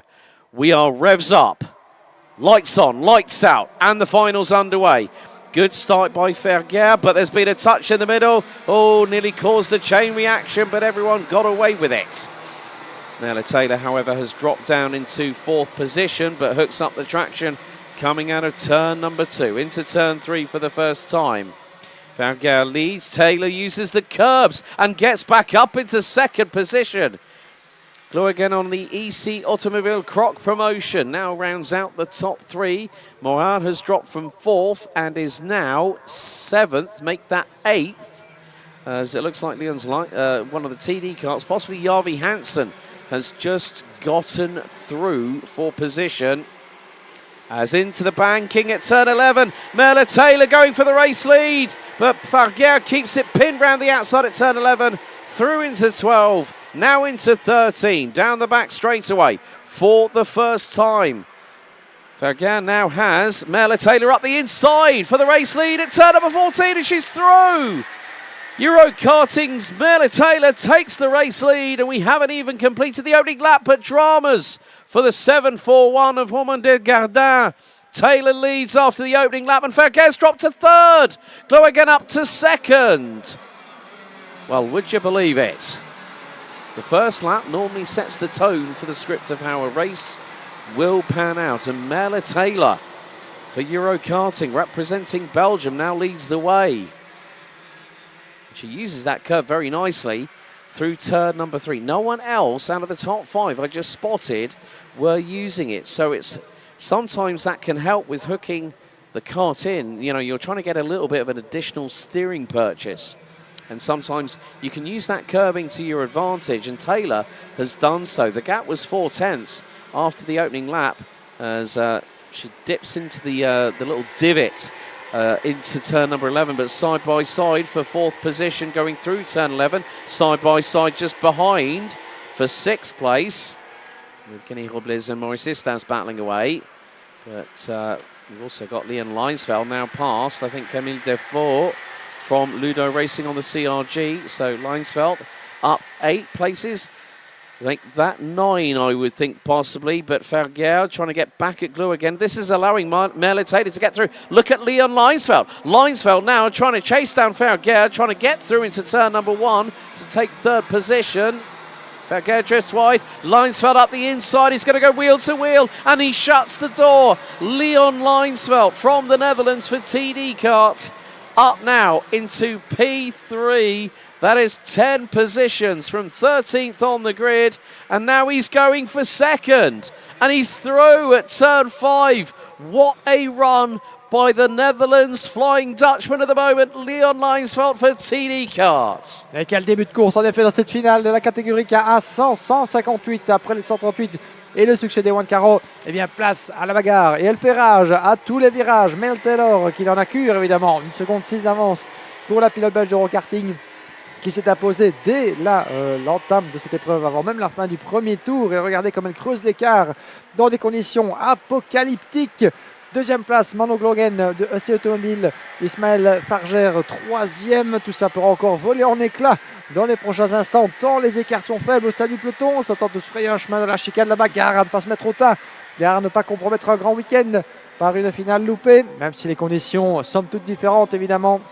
Ismaël Farger, 3e devant Kenny Robles, Maurice Istas, Manu Glogen qui a rétrogradé en 6e position donc devant Camille Delfaux, Romain Desjardins ainsi que Anthony Chevasson et Alexandre Morard. Voilà pour votre top 10 pour l'instant avec Javi Janssen qui manquait à l'appel, on le disait au départ de cette épreuve. Ça continue de se placer, de remonter autant que faire se peut dans ce peloton de KA100 158.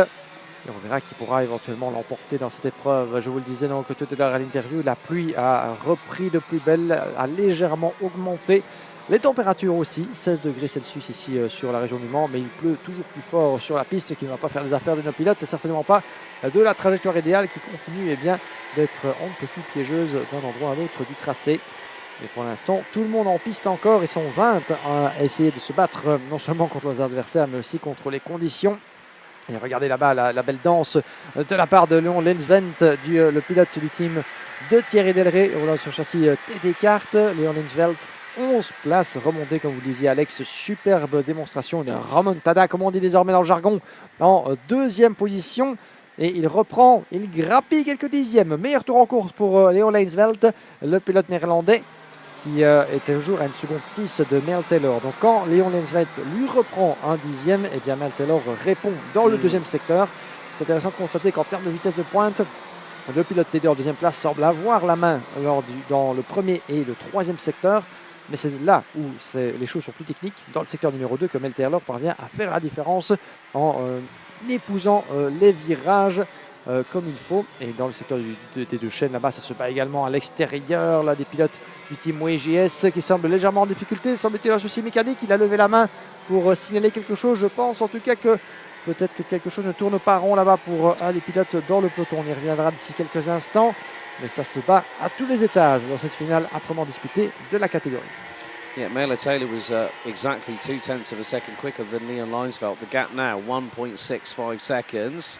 As you said, there was one driver that put their hand up, like maybe possibly Grotoli or Parosienne, I Je crois que think. c'était le 741 là-bas qu'on vient d'avoir à l'écran, qui est plus loin de la hiérarchie. C'était Romain Legardin justement du team DSR qui semble-t-il avait une petite inquiétude, mais il continue. Romain Legardin depuis la 7e place de la grille, lui qu'on avait vu faire montre de belles démonstrations justement avec une 2e, une 5e, une 6e et une 5e place dans sa super manche. Et Romain Legardin donc qui avait remporté d'ailleurs la super manche, si je ne m'abuse, précédemment dans cette catégorie, avant qu'une pénalité n'en décide autrement. Et le voilà ici, qui est occupé à essayer de se refaire un petit peu pour la conclusion de son week-end. Romain Legardin qui effectivement avait pris une pénalité de 5 secondes pour carénage déplacé. Et il avait terminé sur à la 2e place, si je ne m'abuse, effectivement, derrière Ismaël Farger. 2e place qui s'était muée en 10e position finale pour Romain Desgardins, qui est occupé à se battre contre les éléments depuis la 6e position dans cette finale. So 7 minutes and 50 seconds to go, plus an additional lap in the last race for KA 100 here at Le Mans, the 158 kilogram category. And still, it is a very, very solid bit of work. And Mela Taylor is starting to extend that gap. It's nearly 2 seconds now. And what's more, Leon Linesfeld has made up a lot of progress in this race. 11 positions gained from 13th on the grid. Taylor responded with over 3.5 tenths of a second advantage in the second sector. Linesfeld responded by going purple in sector 3. But then Linesfeld closed that gap down to about just under half a tenth between the pair. But battle going through, that is, I think that was the 7.53 possibly, Maurice Stas. Oui. With, I think that might have been Desgardins, Desgardins, who you were talking about just a moment ago. Anthony Chevasson from Ludo Racing in the 791 has also made up big headway at the minute. 10 places gained, now currently running P7 at the moment. Well, even though Eurocup might be thinking Great Mel is in the lead, they are still on tenterhooks. Nothing is done until that checkered flag waves, and then the results after technical and sporting checks have been verified and confirmed. Could be the fact that lightning strikes twice here at Le Mans for the Belgian squad. Certainement, pour l'instant, rien qui nous laisse prédisposer à cela. Mel Taylor, 1 seconde 9 d'avance sur Leon Linesfeld. On pouvait voir d'ailleurs, c'était intéressant, différentes trajectoires abordées lors du virage 14, juste avant la chicane, là où Mel Taylor tend à freiner et à, on va dire, influencer sa trajectoire, à virer, à tourner le volant bien plus tôt pour s'inscrire dans la courbe. On sentait que Leon Linesfeld abordait le virage d'une manière un peu différente, donc avec une autre approche un peu plus large, et certains derrière, comme Ismaël Farger et Kenny Robles, tendaient à aller beaucoup plus large pour tenter d'aller chercher un peu de grip en extérieur de la trajectoire idéale. Différentes approches, c'est intéressant pour ces pilotes qui tentent évidemment de survivre dans ces conditions, d'aller chercher un tant soit peu de grip restant. On peut le revoir d'ailleurs ici, regardez, Mel Taylor qui arrive, elle est relativement à l'intérieur de la trajectoire, tourne relativement tôt, son poursuivant beaucoup plus large, Ismaël également, vous voyez qu'il freine un peu plus tard, il tourne le volant de manière bien plus abrupte pour tenter de corriger la trajectoire avant de sortir de la piste. Je résume évidemment ça de manière assez grossière, mais Ismaël Farger, en tout cas, une approche différente, plus ou moins dans les cordes d'Ismaël, de Leon Linesfeld qu'il a juste devant lui, et on voit que ça portait fruit. Adopter en quelque sorte la trajectoire de son adversaire, ça permet de mieux lire la manière dont il va aborder chaque virage, et éventuellement de grappiller dixième après dixième, et pour l'instant ça paye, puisque Ismaël Farger, depuis la 3e place, n'a qu'une demi-seconde de retard sur Leon Linesfeld, avec toujours le meilleur tour en course pour le pilote français depuis la 3e place. Et pendant ce temps-là, Mel Taylor dans la cure, elle continue de creuser l'écart, faisant fi de ce qui se passe derrière elle. 2 secondes 2 d'avance au dernier pointage. Elle va sagement laisser Leon Linesfeld et Ismaël Farger batailler pour les miettes du festin, la 2e place. Kenny Robles derrière, 1 seconde de retard sur Ismaël en 3e position. Donc Ça commence à être un peu compliqué. Et un pilote là-bas qui, au niveau de la sortie de la prairie, se retrouve un peu en difficulté. On va essayer de savoir de qui il s'agit alors qu'il passe devant notre position. C'est le numéro 735. Oui, 735, Stéphane Paroissien du team KR Racing qui est bien sûr court en 20e et dernière position. On n'a pas eu l'occasion de voir ce qui s'était passé, mais il s'est retrouvé là-bas avec 2 roues dans le bas-côté et reprend sa place dans la ronde de cette finale KA 158 qui rentre, eh bien, j'allais dire dans le dernier tour, vous l'avez vu l'espace d'un instant, mais il reste encore un peu moins de 4 minutes et un tour dans cette finale. 4 minutes et un tour à tenir donc pour Merle Taylor qui a perdu 4 dixièmes là, dans le dernier pointage, c'est intéressant. Léon Lensveld vient de sortir le meilleur tour en course, presque 4 dixièmes donc plus rapide que Merle Taylor, ceci expliquant cela. Ce reste le début d'une potentielle remontada pour Léon Lensveld. Il va devoir prendre tous les risques pour essayer de grappiller cet écart parce que Merle Taylor n'entend pas s'endormir sur ses lauriers. Ça reste possible aussi qu'après avoir beaucoup donné lors des premiers tours de course sur la première partie d'épreuve, eh bien, on ressent un petit peu le contre-coup d'avoir tout donné dans ce début d'épreuve. Les pneus qui commencent aussi un petit peu à souffrir dans ces conditions. Au niveau de la pluie, elle continue de bien tomber. Je pense même un peu plus fortement d'ailleurs qu'en début d'épreuve. Vous voyez les gerbes d'eau qui sont projetées par les pneus au passage à la ligne droite de retour. Donc les conditions qui tendent à se dégrader. Le côté physique évidemment pour chacun de ces pilotes qui commence un petit peu à se faire sentir aussi. Les pneus qui se dégradent. Autant de facteurs qui peuvent expliquer que la performance tend peut-être à aller crescendo dans les premiers tours et puis un petit peu à se stabiliser, voire même un petit peu à descendre, à décroisser dans les derniers instants. Et encore 3 dixièmes de repris par Léon Lensveld au dernier tour. La chasse est lancée. Coming up to the last 2.5 minutes to go. Yeah, very, very good point you made there, Guillaume, with regards to degradation. That over time, yes, wet weather tyres on a drying track will be absolutely crucified. But even on a wet track, there is still going to be that scrubbing, depending on how you're rotating the carts through the corners. Also applying power, so that's going to rub away some of the dispersion, the water dispersion blocks on those Comet tyres for the drivers, just to make sure they keep away. And you can see the amount, the rooster tail, so like effect as it comes from the back of the tyre, that it goes upwards at an angle and then flat lines out. So it's where the wind is possibly blowing that spray a little bit further back. But as you can see, it's spraying it upwards and backwards as well. There are the top 4 in the same shot. So Merle Taylor, Leon Lainsfeld rounding out the top 2. And, well, the gap is closing again. Over 2 tenths taken out in Sector 1. Sector 2, 10.5. This could be probably half a second that may come out of the race lead now. 1.5 seconds. Make that 1.1 quarter. And a new fastest lap by Leon Lainsfeld. 1 minute 13.333. So 3 tenths.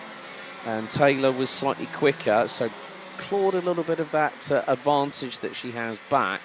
But Lainsfeld is getting quicker and quicker in the opening 2 sectors.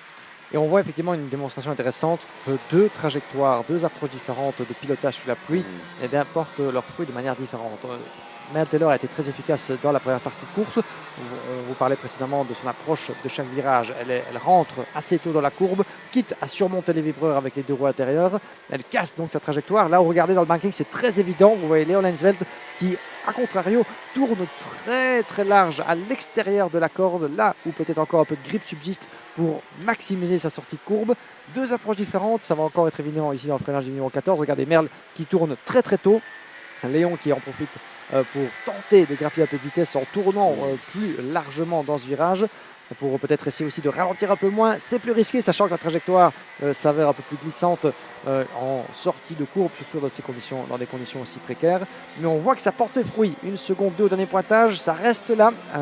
Merle Taylor a répondu au retour de Léon Lainsfeld qui lui avait repris plus 1 seconde lors des derniers tours. 2 approches différentes. Je me demande si parfois le pilote, dans le cas de Merle Taylor, ne devrait peut-être pas adapter sa conduite. Voyez, regardez comme elle prend le vibreur à l'intérieur du virage numéro 3. Léon Lainsfeld l'évite bien sagement pour aller beaucoup plus largement dans la trajectoire.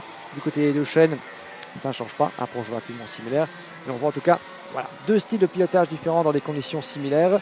Léon Lainsfeld qui tente de se rapprocher. J'ai bien peur que le temps va lui manquer et ça pourra faire les affaires de Merle Taylor alors que nous sommes dans cet avant-dernier tour de course.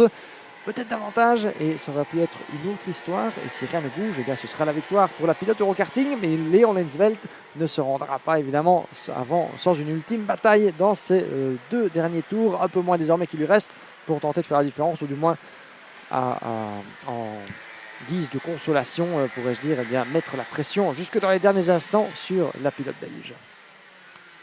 So time has expired. Gap now was 1.2. We head on to the final lap in the KA 100 158 kilo finale here at Le Mans. Gap now down to 1.1. Merle Taylor has about probably the best part of 1,250 metres left of the circuit left to go. She's through turn 2. Keeps the middle of the track. And then again is going to use that curbing. And it bounces the right rear up into the air. And when that tyre bites down, it then gets more traction as a result. But they have got a spinner in front, so no overtaking permitted there at that point on the circuit.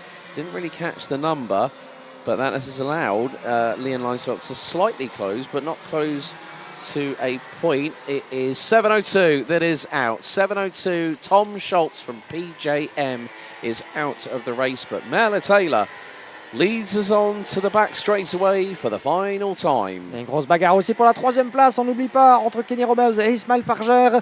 Vous l'avez là-bas dans le haut de votre image, avec un contact où les roues qui tendent à se toucher un petit peu sur côte à côte au virage numéro 14. À l'avantage, la corde pour Kenny Robles du KR Racing.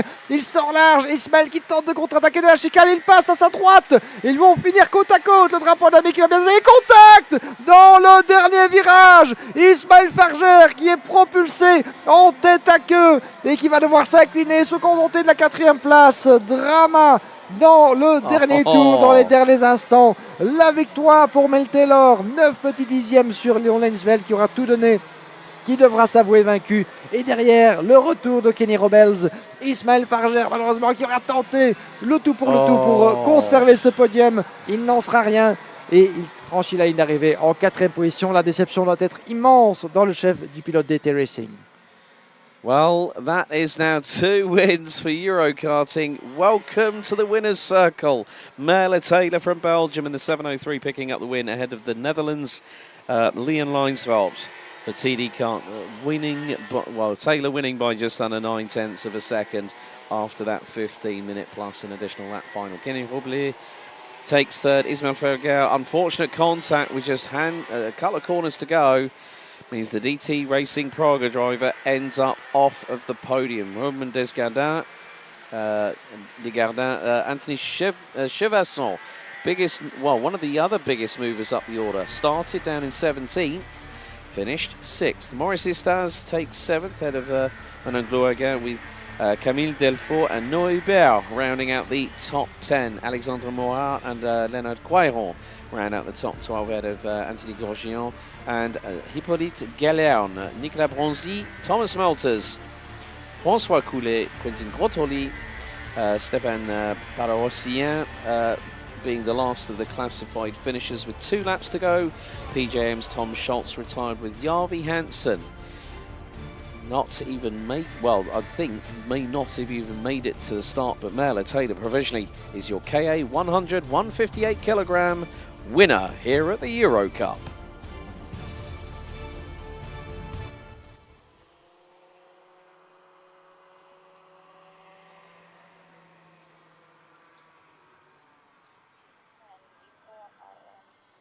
So 4 finals down, 4 to go, and there we see our next battle of Iame warriors making their way out onto the circuit here at Le Mans in Pays de la Loire in France. X30 Junior.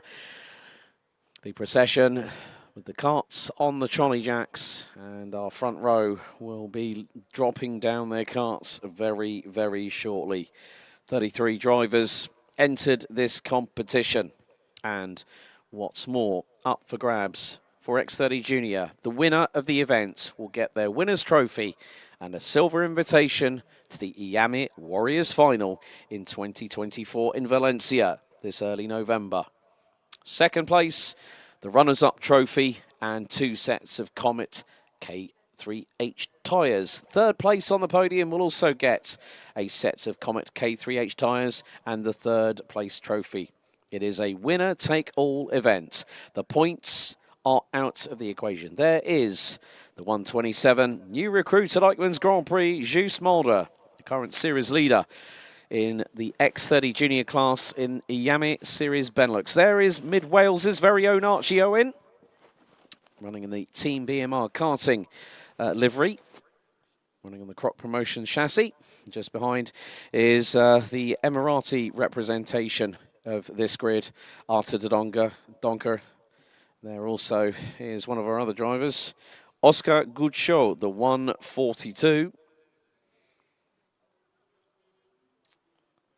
French driver who will be starting from the inside of row number 3. But with all 33 karts pretty much on the tarmac, they are shod with the respective tyres that these drivers will be using.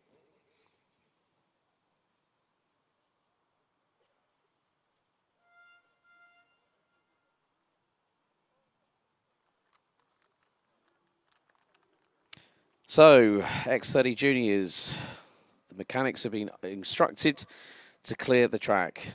Drivers will either have a junior or senior national or international license, aged between 12 to 15. Minimum weight 145 kilograms. But you know what? Let's head back down to the interview zone with Guillaume Alvarez standing by with Merle Taylor. Thank you very much, Alex. Before we get ourselves back on track with the X30 junior category, let's talk to Merle Taylor. Merle, hartelijk proficiat. Je bent vandaag een winnaar in de Iame Eurocup. Verschillende weersomstandigheden. We hadden gehad mooie weer tot nu toe. Vandaag was het toch verschillend, maar je hebt ons een fantastische prestatie gegeven. Hartelijk proficiat. Dankjewel. Hoe was het op het baan? In het begin was het wel zo wat moeilijk met al het schuiven en de start en zo. En ik had maar 1 keer op het regen hier gereden. Dus de lijn zoeken was ook wel wat vechten. Maar voor de rest van de koers reed ik redelijk alleen. Juist de 2 laatste toeren begon ik wat fouten te maken en kwam de tweede terug op mij. Maar ik ben toch nog eerst over de finish kunnen gaan. Wat was ook interessant voor ons is dat met Leon behind, je hebt een andere lijn voor elke bocht. Dat was echt toch op de kerben. En Leon had een verschillende lijn. Kan je ons uitleggen een beetje wat was die drivingstijl, de strategie voor jou in deze condities? Voor mij was het meer om voor de bocht heel snel aan te komen, dan veel afremmen en dan terug snel kunnen optrekken. Want ook als je langs de buitenkant aan gaat en je mist een beetje van te veel naar buiten, dan ben je ook weg. Dus dat was ook wat te veel risico. Ja, absoluut. Dus ik wou het wat safe doen. Ja, safe, absoluut. Dat was de beste keuze voor jou. En op het einde de overwinningen. Nog een keer hartelijk proficiat. Dankjewel. Merci beaucoup, Merle Taylor.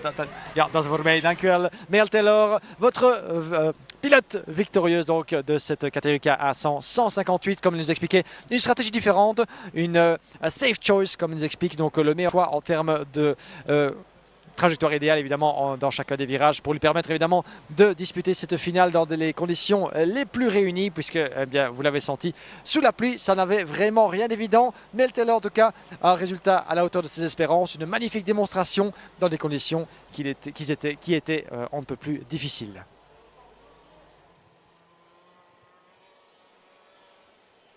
Great to hear from Merle Taylor there, our winner for KA 100-158 kilos. So we have got 32 starters on the grid. Luc Essels will start from pole position, the driver from Victory Lane. PB Cuts Gabriel Benecke will line up alongside on the front row with Vivian Guillaume and Juice Mulder. Row 2, Oscar Goodshaw and Archie Owen. Row 3, Row 4, Theo Policon and Arta Dodonka.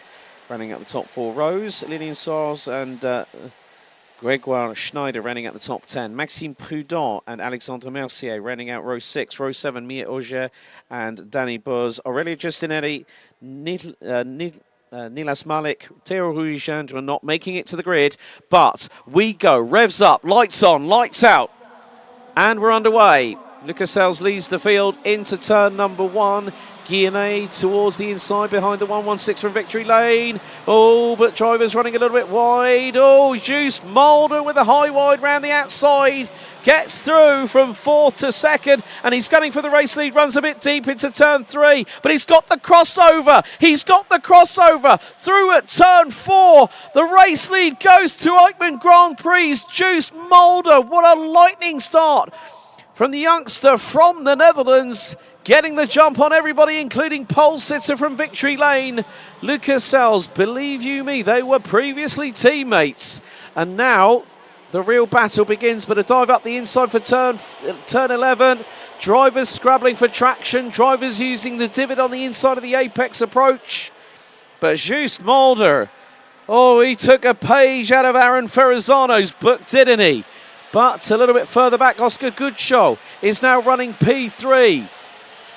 And one driver trying to go around the outside through turn number 15 on the opening lap. But after lap 1 from 4th on the start, Just Mulder leads. Lucas Salz in 3rd.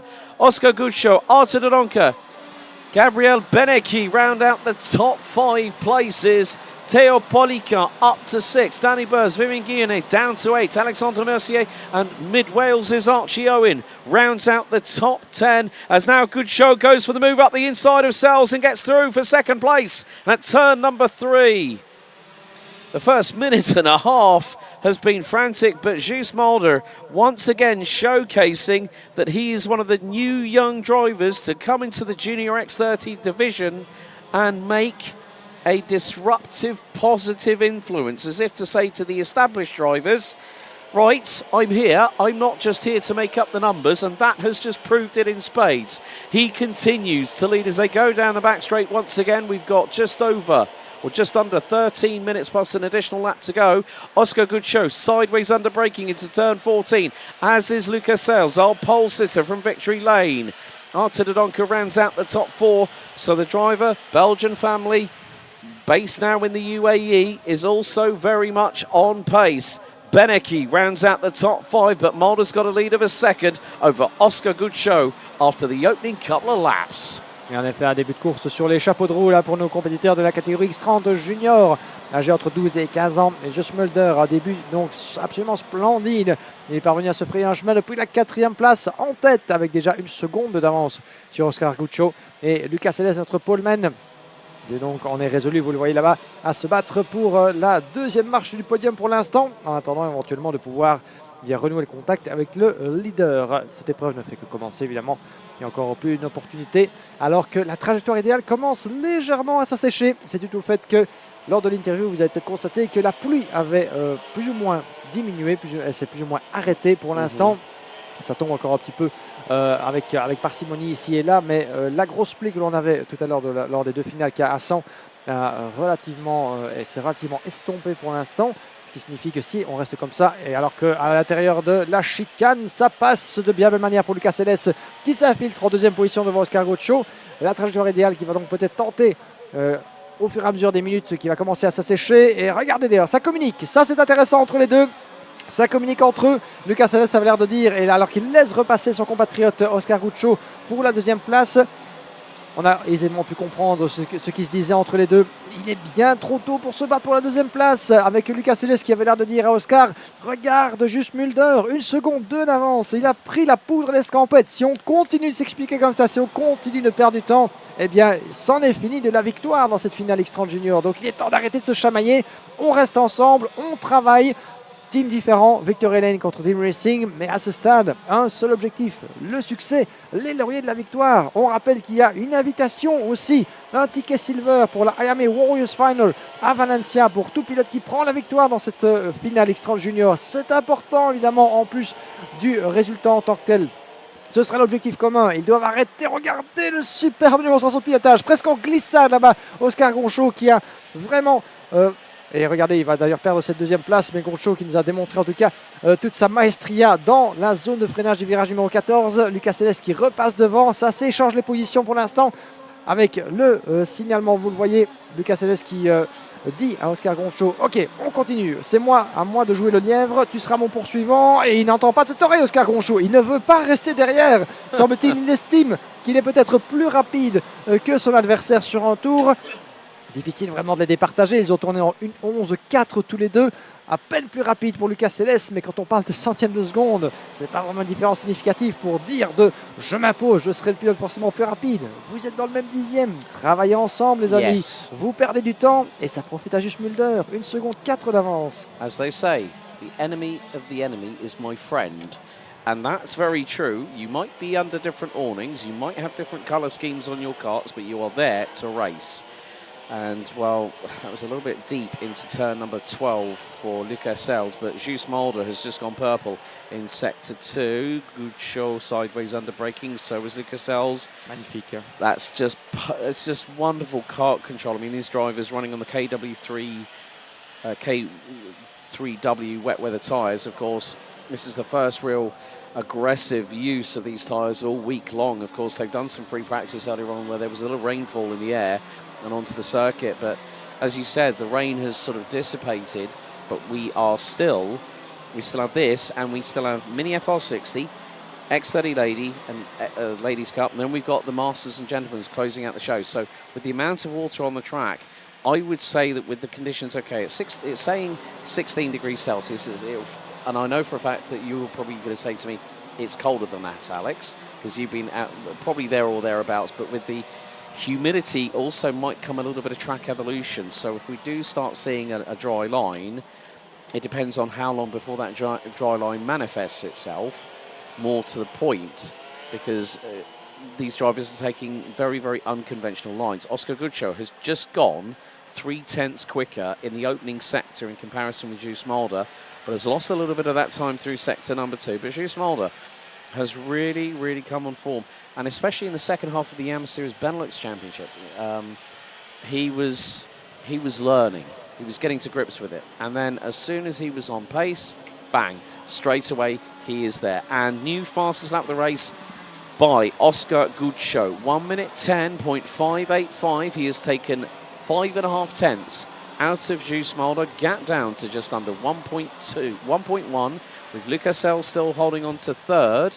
Fourth, it's Arthur de Donker. Gabriel Benecki rounds out the top 5. Biggest mover at the moment, TD Karts, Anthony Bongos, whose van we were following back to the hotel last night. Currently up from 30th on the grid and is 11th. Senna Pessel from TD Kart also on the move. The 128 from the Netherlands. 15th from 29th on the grid. Mia Auger, one of the biggest losers at the moment. The Iron Dames driver from France, the 145, has dropped down from 13th. Currently runs 11th. Lorenzo Notorico is out. Theo Huijandra and Louis Damido both decided not to start. There was nearly a problem for, who was it? Matteo Kubrick for DG Kart. The 187 took a little bit longer than everyone else to get off the grid. Archie Owen was trying to make sure that the throttle cable was working properly on his kart. Pressed the accelerator 3, 4, 5 times to try and see if the kart would move forward, which it did, and was compliant. New opening purple sector of the race. Lucas Sells, 19.813. 0.3 quicker than the race leader, and there is Oscar Goodshow. He has got that gap down from 0.7 of a second. Mulder has had a bit of an error in the first sector. Mid 20.3, high 19.9 for the Dream Racing driver in second position. Et c'est intéressant effectivement pour cette tournure de lutte dans la finale, puisqu'on pensait à un moment que Jus Mulder allait avoir course gagnée avec une telle allure, profitant du fait que Oscar Goncho et Lucas Sells étaient trop occupés à se chamailler dans les premiers tours. Eh bien, le pilote Dream Racing semble avoir eu raison de vouloir s'imposer par rapport à son compatriote, puisque regardez l'écart qu'il est parvenu à créer. Il est actuellement en 6 dixièmes de mieux sur Oscar Goncho. Et le voilà qui revient sur Just Mulder, sur Lucas Sells, pardon. Goncho qui revient très très fort. Just Mulder qui est un petit peu aux abois là depuis quelques tours, avec l'assèchement progressif et encore très relatif évidemment de la trajectoire idéale. Pas de quoi inquiéter, même si pour l'instant, eh bien, un petit coup d'œil à gauche et à droite, il est aux abois et il va ouvrir la porte. Pourra-t-il résister jusqu'à la sortie du virage numéro 1? Oscar Goncho qui s'impose dans l'épingle à l'entame de ce nouveau tour avec 5 minutes et un tour restant jusqu'au drapeau à damier. Changement de leader dans la finale de la catégorie junior. On rappelle que Just Mulder est en pleine bagarre pour un autre titre cette saison, qui trouvera eh bien, sa finale, sa conclusion dès la semaine prochaine du côté du karting d'Espagne Mariembourg dans le sud de la Belgique. Just Mulder est actuellement en tête de la Iame Series Benelux dans cette catégorie. Il aurait bien à cœur évidemment d'accrocher ce titre à son palmarès et pourquoi pas de s'y préparer de la meilleure des manières en remportant la Iame Eurocup, une belle passe de 2, pourquoi pas, pour terminer la saison sur une belle note. Gocho qui a commis une petite erreur là-bas, effectivement, bien vu Alex, il est allé légèrement large en sortie du banking pour peut-être maximiser sa sortie, empêcher Just Mulder de le sauter à gauche ou à droite en profitant de l'aspiration dans le virage numéro 14. Il conserve l'avantage. Ces deux-là sont partis pour nous donner une belle bagarre, certainement, jusqu'au drapeau à damier. Juste Mulder de la position de leader a suivi le chasseur. Il tente de se décaler de la trajectoire. L'aspiration pourra-t-elle lui permettre de revenir devant? Il a perdu un petit peu de terrain, là, 4 dixièmes. Pas suffisamment proche pour initier un dépassement à la corde du premier virage. Et Gonchot, qui fait démonstration d'un superbe rythme depuis l'entame de cette épreuve. Non seulement après cette défaite de la pression de Lucas Selles, il est parvenu à laisser son compatriote derrière lui pour 1 seconde 2. Et maintenant, il est occupé à creuser l'écart de nouveau sur Just Mulder en route vers une potentielle victoire. Also, one of the other impressive things with Juice Mulder is he's gone from victory lane, used Kart Republic. He's now switched to OTK because of the Eichmann's Grand Prix connection. And so that's been even more impressive that he's switched machinery, he's switched teams, he's gone into a completely new environment, being a new kid on the block, and again has just showcased his prowess. But the thing is, Goodshaw at the moment is now starting to try and pull away. Juice Mulder, I think, has already got a ticket for IWF, but Goodshaw has not. Juice Mulder got his ticket through Iame Series Benelux after the 4th round at Genk the week before the Iame X30 Euro Series finale at the same circuit a week later. But look at the lead now. Was 0.3, now 1.2. That's a big gain. And we've got 3 minutes on the timer to go. Oscar Goodshaw doing exactly what he needs to do. And just keeping his head down a little bit, just keeping the blinkers on. Look at how he's just magnificent. Ça, c'est magnifique. Hein? Le contrôle des cartes avec tous les pilotes ici au Mans. Le contrôle des cartes en effet, le driver control, driver skills sur cette piste toujours bien mouillée du karting du Mans. Et c'est là, effectivement, on le disait, on ne le dira jamais assez, que c'est dans ces conditions-là que se révèle tout le talent d'équilibriste de ces jeunes pilotes à ce niveau de compétition. Et vous le voyez là-bas pour contrer en quelque sorte la glissade, un style d'appel contre appel que Oscar Goodshaw nous démontre ici dans la zone de freinage de chacune de ces courbes pour se positionner idéalement pour négocier ce virage et aussi maximiser sa sortie. La traction avec toute la subtilité du pied sur la pédale d'accélérateur, sur le frein tout autant. À trop vouloir presser le frein dans les conditions si glissantes, ça peut vous mettre dans une condition un petit peu inconfortable pour négocier chaque virage. Évidemment, je parle forcément sans réelle expérience de la chose, puisque mon cher Alex, nous sommes des pilotes tout bonnement amateurs. Nous assurons de voler à nos heures perdues. Rien à voir avec les compétiteurs ici. Nous avons la chance de suivre à la semaine dans leurs différentes compétitions.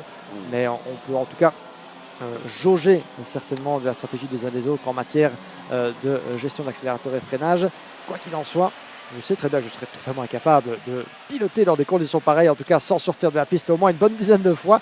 Et toute notre admiration partagée évidemment pour ce talent d'équilibriste, ce numéro d'équilibriste que ces jeunes pilotes nous démontrent ici au Mans. Et que ce soit les leaders comme les pilotes moins chanceux en queue de peloton, même combat, même conditions et même véritable talent à rester entre les deux lignes blanches.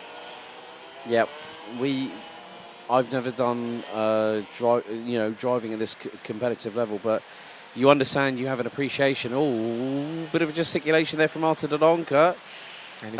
Lucas Sells makes a little bit of a mistake coming out of turn number 14. Dodonka he's got chronic understeer there. You know, straight away when you try and turn the cart the other way, but Dodonka looking up the inside through the final corner, bumps over the curbs. And Lucas Sells see you later, I'm off, bye. They've got a really good battle. That's 3/10 apart at the moment, and you can see Dodonka taking a slightly tighter line through into turns 1 and then coming out of 2. So, battle for the final step on the podium, very much in competition. But look who's closing in on them. Gabriel Benecki for PB Kart, the French driver, in the 192, who was leading the ranking after heats classification and was on the outside of the front row. So got a little bit hung out to dry in the early stages, but hasn't really been able to recover from that. However, we have hit 0 on the timer once again here in final number 5 out of 8 here at Le Mans. A total of 50 races here this weekend for the Iame Eurocup and Ladies Cup. We'll have 3 more finals to go. Good show, trying to go on the offensive. Sur Dodonka qui est sur Lucas Selles. Il va tenter de prendre l'avantage sur le pilote français Ça va être très serré là-bas pour la bataille pour la dernière marche du podium. On pensait Lucas Céleste en sécurité en quelque sorte à l'entame de ce dernier tour, mais Arthur de Dunker ne l'entend pas de cette oreille. 1 seconde 6 entre les deux leaders. La messe est dite entre Concho et Mulder. Rien n'est joué entre Lucas Céleste et Arthur de Dunker. Lance à pilote Victory Lane sous les couleurs RSD. Très très proche, 2 trajectoires différentes pour tenter de chatouiller son adversaire en sortie, à se protéger éventuellement du retour de Gabriel Benecchi, qui nous a livré une partition un peu plus discrète dans cette finale X30 junior. Les deux Dunkers qui manquent peut-être un peu de traction en sortie des virages du secteur numéro 2, après les 2 chaînes. L'enchaînement ici des virages 6 et 7. En sortie du 7 là-bas, important d'avoir une bonne motricité en sortie pour négocier la chicane. Le banking et le virage numéro 14, voire peut-être la chicane. Ce seront les dernières opportunités pour de Dunker. Et justement, Lucas Céleste l'a bien compris. Il ferme la porte avant même le point de freinage du double gauche pour essayer d'avoir une sortie un peu plus large. De Dunker qui élargit à droite et puis à gauche. L'aspiration, un coup d'œil. Il la joue défensive, Lucas Céleste. Il a bien compris que la menace venait de derrière. De Dunker qui tente d'aller par l'extérieur. Peut-il croiser la trajectoire avant la chicane? Côte à côte, de Dunker qui a la corde. Pourrait-il s'imposer? Non, la porte se referme. Lucas Céleste qui la ferme et qui va rester, tenter du moins de conserver ce podium. À la photo finish entre les deux, le pilote victorien qui a l'avantage a priori et qui franchit cette ligne d'arrivée en 3e position. De Dunker qui doit s'avouer vaincu pour un petit dixième.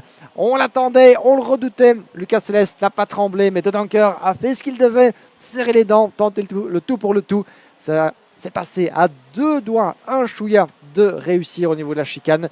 Mais il n'y avait tout simplement plus de place et Lucas Céleste était là pour fermer la porte et conserver coûte que coûte cette place sur le podium. Well, that's how much it meant. The 142 of Dream Racing's Oscar Guccio is your Iame Eurocup X30 Junior winner. The celebration started the moment he crossed the start-finish line. And what's more, he's won at a home circuit. Félicitations Oscar Guccio qui gagne dans la finale de X30 Junior ici au Mans by 1.7 seconds ahead of Just Mulder. What a run for the EGP debutante for this weekend from the Netherlands. Lucas Sels, our pole setter, rounds out the overall top 3. A further, well, 7.4 seconds behind. Great battle between him and Arthur de Ronca. Gabriel Benecchi, who was in contention, rounds out the top 5 ahead of Sénémenier, Anthony Bongartz, Danny Burs, Maxime Prudent and Alexandre Mercier, who round out the top 10. Archie Owen brings Mid-Wales an 11th place finish ahead of Theo Policart, Jill Hunting, Senna Pessel and Aurelio Giustinelli rounding out the top 15 with Lilian Soz. Matteo Kubrick started 28th, finished 17th ahead of Gregoire Schneider, Mia Ogier from Iron Dames and Nilas Malik from Victory Lane rounding out the top 20. Vivien Guillaumet was in contention but would end up finishing 21st ahead of Johan Slobinski, Yanis van den Bosch, Charline Cordier, Timothy Lausin, Sacha Duquet, Finley Allen, Arthur Jonet, Lucas Pellizzari and Bruno Matrullo, the last of the 30 classified finishers, with Lorenzo Notarigo and Louis Damido out very early. Theo Ruigendre not taking the start, but Oscar Guccio takes the victory here on home soil.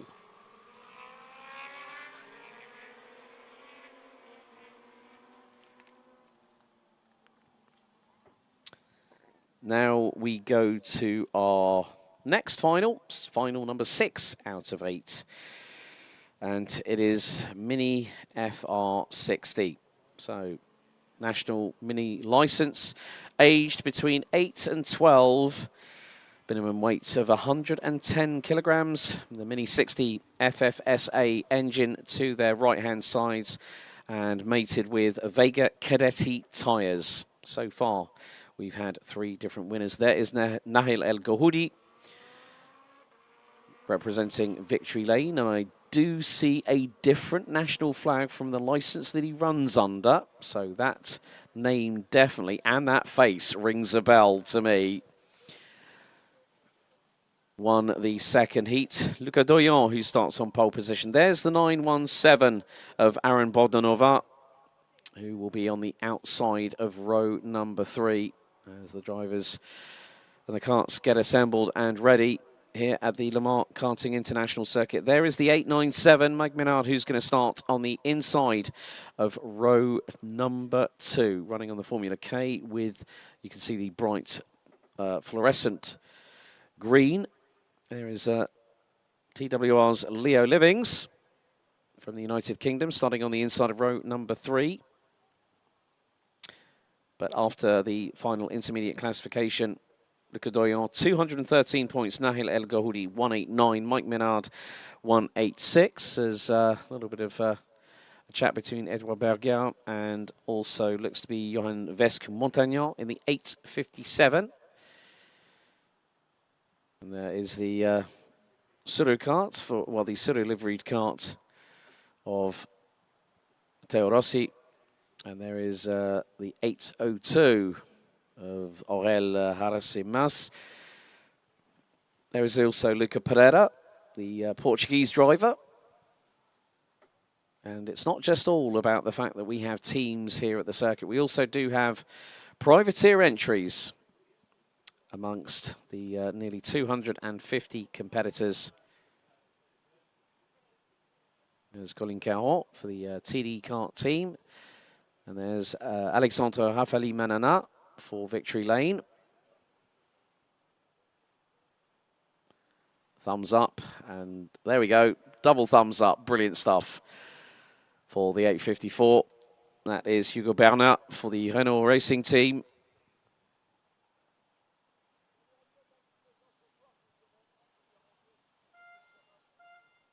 So, mechanics are ordered to leave the grid here at Le Mans as we are under anticipation for a mini FR60 final. But very shortly, well, you know what? Let's get things over with for our next interview, because we're going to very shortly head down to Guillaume Alvarez, who's down there with Dream Racing's Oscar Guccio. Thank you very much, Alex. On est ici avec Oscar Guccio, notre vainqueur de la catégorie X30 Junior. Bravo, Oscar. On peut voir à ton sourire, en tout cas, que l'effort a été conséquent, mais la récompense l'est tout autant. Félicitations, tu es vainqueur de la Iame Eurocup. Merci beaucoup. J'ai adoré cette course. C'est la première course européenne que je gagne. Je ne sais pas quoi dire. Je suis super content. Voilà. On sent l'émotion, tu es super content, ça se mérite avec Dream Racing. Parle-nous un petit peu des conditions, puisque la pluie s'est arrêtée au fur et à mesure. Ouais. Est-ce que tu sentais une amélioration au niveau des conditions, au niveau de la trajectoire idéale notamment? Non, la piste étant très mouillée, ça n'a pas changé tout au long de la course, c'était toujours mouillé, c'était toujours les mêmes trajectoires. Et puis j'ai réussi à partir de...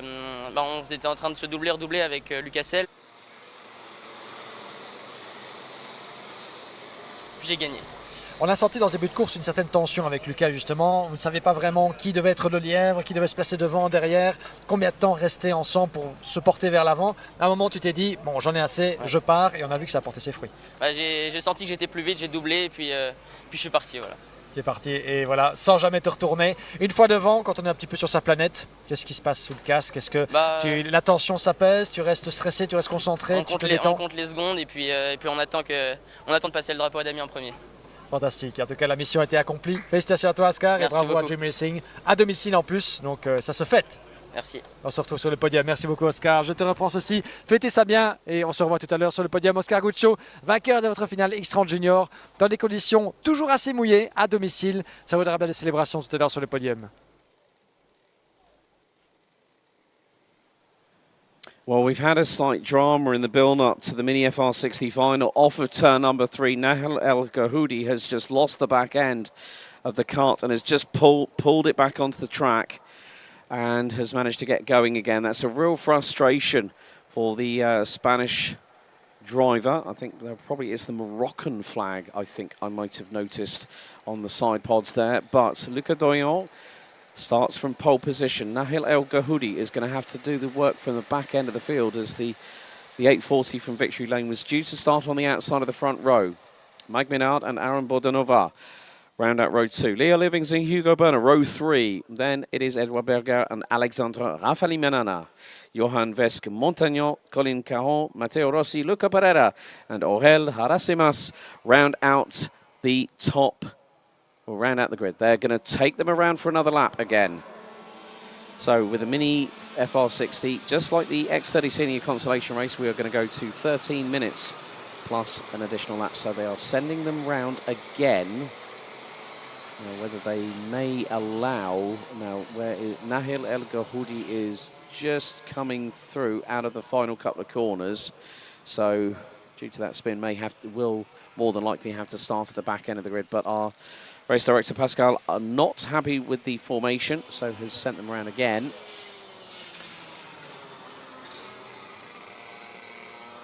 And making their way through out of turn number 7 and into turns 8 and 9. There's Nahil El Gahoudi in the 840 for victory lane. Now making his way back through into turn number 3. He's got to be very, very careful. Makes it through. Oh, that could have been twice that might have happened just then. Very, very close indeed for the 840.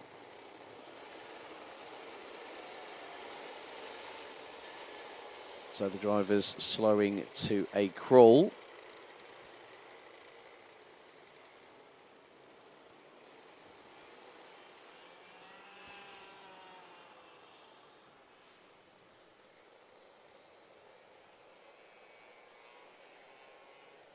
So El Gahoudi at full pace, trying to catch up to the rest of the field as they're now coming down the back straightaway. So El Gahoudi is going to go through the middle and is going to be allowed to take up his position at the front end of the field alongside Luca Doyon. So, one full start, and we now get everyone in a good semblance of order. So the drivers aged between 8 to 12. And they'll be running the Mini 60 FFSA engines with the Vega Cadetti tyres. 13 minutes on the counter, plus an additional lap here in the Mini FR60 final. Lights are on the gantry. We are revs up, lights out and underway. Good start by Doyon on the front row. El Gahoudi loses a couple of places and drops to 4th in the early exchanges as Mike Menard currently in second, but El Gahoudi trying to thread the eye of the needle up the inside. I think that's Bordanova possibly in second position. But good start by Luca Doyon. El Gahoudi's going to try and chance it through on the inside of turn number 3. Oh, but goes sideways and spins it! Oh, dramas again for El Gahoudi. And the 850's gone around. Edouard Berger. And the 857 of Esmontagnon has had to go off in avoidance. Et double drame dans ce premier tour de la finale Mini 60, malheureusement, avec le tête à queue de Nahil El Gahoudi qui a emmené avec lui Edouard Berger, bien malgré lui victime collatérale de ce petit souci pour Nahil El Gahoudi.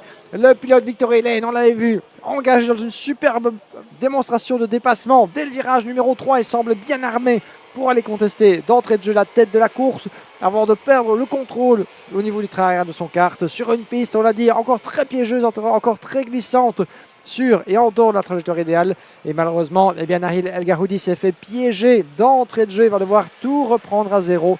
Edouard Berger du team Eurokarting, malheureusement, n'avait pas d'autre choix et a sans doute été surpris par la toupie de son adversaire juste devant lui, est parti dans un tête à queue similaire et se retrouve en queue de peloton. On va refaire le pointage, mais effectivement, Edouard Berger qui va devoir cravacher là-bas tout en queue de classement. Nahil El Gahoudi est parvenu à recoller et d'ailleurs initie un premier dépassement pour entamer sa remontada. En tête, Lucas Doyon, déjà 8 dixièmes d'avance sur Léo Livings, Hugo Bernat en 3e place, Alexandre Rafali Manana en 4e position, devant Mike Ménard, Aaron Bordanova, Colin Caron, Matteo Rossi, Aurel Arasmassé, Nahil Gahoudi donc remonté déjà en 10e position devant Lucas Pereira, Johan Vasquez-Montagnan et le malheureux Edouard Berger. Tout le monde encore en piste évidemment, mais double drame dans ce premier tour, cette entame de finale Mini 60 FR. Yeah, I was getting a bit worried because I saw El Gahoudi come through out of turn 2 at a big rate of knots and went for the move and just carried that speed, but it was just over rotation in these slippery wet weather conditions. So I did say that, yeah, we may not see a dry line. We aren't really seeing a dry line. So the standing water on the tarmac here at Le Mans has very much entrenched itself into the top layer of the asphalt. And that means that everyone's in the same boat. Says, oh, that's someone backwards off of turn number 13. That is the 854, Hugo Berner, who started 6th. So, and there's El Gahoudi. El Gahoudi has made up several places, was 10th. Berner was running at that point 3rd. Il était 3e, oui, malheureusement. Well, The dramas, they keep on coming here, Guillaume. It's like a Hollywood script that you never thought would be written here at Le Mans here today. Luca Doyon leading by 1.5 seconds. Leo Livings for TW Racing representing the UK is in second. Alexandre Rafali Manana is in third, up 5 positions from 8th on the grid. Then we've got Mike Menard, Aaron Bordanova, Colin Caron and Nahil El Gahoudi, who rounds out the top 7 at the moment. So El Gahoudi seems to now have an initial grip and understanding. Those 2 spins haven't helped, but that is El Gahoudi on Caron for 6th through turn 4 and 5. So El Gahoudi making inroads, and there is still 9.25 minutes plus an additional lap, folks. It's not over until the checkered flag falls, but we also do know that we have to wait for results to be confirmed and ratified. Guillaume, what have you spotted? Drapeau jaune agité là-bas au niveau du banking. Et il s'est arrêté directement, donc c'était relativement bref. Voilà, rien à vous signaler davantage que cela. Sans doute un pilote un peu en difficulté de l'autre côté du tracé. Mais comme vous le disiez à l'instant, Alex, rien n'est encore joué dans cette finale mini, puisque Nahil El Nagouni, pour l'instant, est occupé de faire une remontada de tous les diables, alors que vous avez ici le dépassement, juste avant le virage numéro 14, du numéro 854. Et il s'agit de Hugo Bernat, justement, en queue de peloton, qui vient de prendre l'avantage sur Lucas Pereira du team Ideal Kart. 2 drames, donc on le disait, 3 même pilotes engagés dans des fautes de pilotage dès le premier tour, avec Edouard Berger, Hugo Bernat et donc Nahil El Gahoudi qui remonte. Il remonte tant bien que mal avec encore du travail à faire. Il est en 7e position. Il a pour l'instant 2 secondes de retard toutefois sur Colin Caron en 6e place. Donc il y a encore pas mal à aller chercher pour Nahil. Le rythme est là, vous l'avez dit. Il a repris ses esprits, repris ses sensations après ce tête à queue surprise. Yes. Vous avez entendu Oscar Guccio à l'interview. Il a dit quand même que malgré l'arrêt de la pluie, la piste reste encore très mouillée, très piégeuse sur et en dehors de la trajectoire idéale. On l'a vu, ça a piégé l'entrée de jeu nos jeunes de la catégorie mini. Ça semble un petit peu s'améliorer, mais ça va prendre encore de longues minutes si les conditions restent ainsi. Et que surtout la température ne tend pas à se refroidir. 16 degrés, il fait relativement agréable dehors, je dois vous le concéder. Peut-être même davantage que hier soir où les températures étaient tombées en dessous des 10 degrés. Donc sur le coup, il ne fait pas vraiment froid. Il fait toujours bien humide et le risque de pluie est toujours bien présent. C'est ce que nous avait annoncé en tout cas pour le reste de l'après-midi. I think it was Nahil El Gahoudi that actually spun at turn 11. His sector 3 was a 37, so that would have been the reason for the brief yellow flag out, as El Gahoudi has got through on Colin Caron again, so moves up into 6th position. Mike Minard, new fastest lap of the race, 1:24.467 by the 897 for Chrono Karts. Oh, very, very close battle between the 8th. I think that they're coming out of the final corner. That's the battle for 7th and 8th. That was actually Johan Vesk Montagnon and Hugo Bernat battling away. That's more opportunities for the drivers over the course of the next 6 3/4 minutes plus an additional lap of this circuit here at Le Mans. El Gahoudi has now got, this is going to be a really big mountain to climb because he's 18.4 seconds behind the race leader, 9.5 seconds behind 5th, and that is being occupied by France's Aaron Bordanova. At the moment, France occupying 4 of the top 5 places. Careful, going through turn number 5 and 6. That was Matteo Rossi, and from the Suaul Racing Kart team, battling away with Eurokarting's Edouard Bergau in the 8.50. But 6 minutes to go. Leaders now coming through the final few corners. And still, Luca Doyon doing exactly what he needs to do. Lead from the front, lights out, blinkers on. And away he goes. Yes, and don't worry about anyone else behind you unless they start closing you down. But Leo Livings was over half a second slower than the race leader. So at the minute, it is looking pretty stabilised at the moment, I would say here, Guillaume, because you've got Luca Doyon 1.7 seconds ahead. Et attention derrière, ça va changer demain. Avec la deuxième place qui passe dans les mains de Alexandre Rafali Manana devant Leo Livings. Et voilà, ça peut toujours changer, on le disait. C'est un peu, on va dire, une récurrence qu'on a vue depuis l'entame de ces finales au vu des conditions difficiles. La lutte pour la victoire, si vous nous rejoignez maintenant, n'a pas toujours été aussi disputée qu'on a pu la voir lors des manches qualificatives et des super manches disputées en conditions sèches, on le rappelle. c'est un peu le prix à payer pour quand la pluie s'invite bien malgré nous pour eh bien, la conclusion d'un week-end de compétition aussi intense. La lutte pour la victoire a vu en tout cas certains des pilotes parvenir à tirer leur épingle du jeu. Oh, creuser spinner des at turn écarts. 3. Et effectivement, un des jeunes pilotes au volant d'un Luca châssis Pereira. cosmique là-bas qui est allé bien jouer les tondeuses à gazon à l'extérieur du virage numéro 3. Vous ne le voyez pas, mais il parvient à reprendre sa place sur le circuit. Luca Pereira, le pilote portugais, le 859. Vous le voyez voilà, à l'écran. Merci beaucoup à la réalisation. Donc on le disait, les leaders qui sont parvenus de manière générale à se bâtir des écarts très conséquents pour eh bien, cruise, comme on dit, à parvenir à rejoindre l'arrivée sans beaucoup trop de difficultés. C'est la bataille pour les premiers accessites, les places pour la deuxième, la troisième position sur le podium et le top 5 qui nous ont valu jusqu'ici une très belle foire d'empoigne entre certains des protagonistes. C'est le cas encore ici pour cette finale mini FR. Léo Livings et Alexandre Rafali Manana engagés dans une grosse bagarre pour les premiers accessites. Et nous sommes ici avec le 894, donc justement Alexandre Rafali Manana passé en deuxième position devant Léo Livings et son casque blanc. Rien n'est joué entre ces deux-là qui sont séparés à peine par quelques mètres avec encore 4 minutes et un tour jusqu'au drapeau à damier. Évidemment, dans le reste du classement, nous avons Mick Ménard en 4e place, 3 dixièmes derrière. Voilà qui va être assez intéressant. Même si les écarts pour l'instant, bien, je pense que c'est Mick Ménard que nous avions juste derrière Alexandre Rafali Manana. Alors autant toutes mes excuses, Léo Livings est passé bien devant, il a 1 seconde 4 de retard sur le leader, mais il a creusé un écart de 14 secondes. Voilà, je vais reprendre mes esprits, je crois que c'est la fin qui commence un petit peu à titiller mon estomac et me fait perdre un petit peu les pédales. Du moment que je ne vois pas flou, je me dis que je suis toujours bien en vie.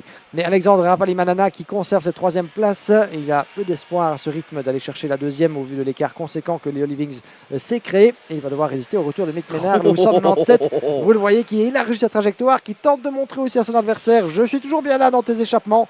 Gare à toi, ne t'endors pas sur tes lauriers puisque je vais te mener la vie dure jusqu'au drapeau à damier.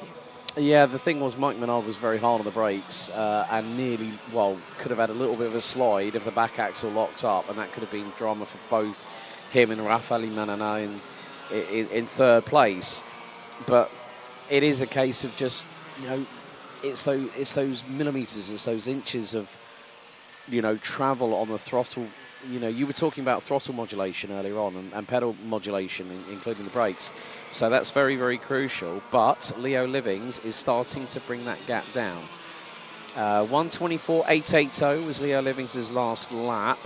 Luca Doyon leading the way for Chrono Karts, 1 minute 24.958. So the best part of a tenth of a second has come out of the race lead advantage that Doyon currently has with 2.25 minutes to go. That gap looks less than a second, but there we might see a change for 3rd. There's Rafali Manana trying to get the crossover on Mike Menard, who blocks. Oh, Rafali Manana goes around out of turn number 11.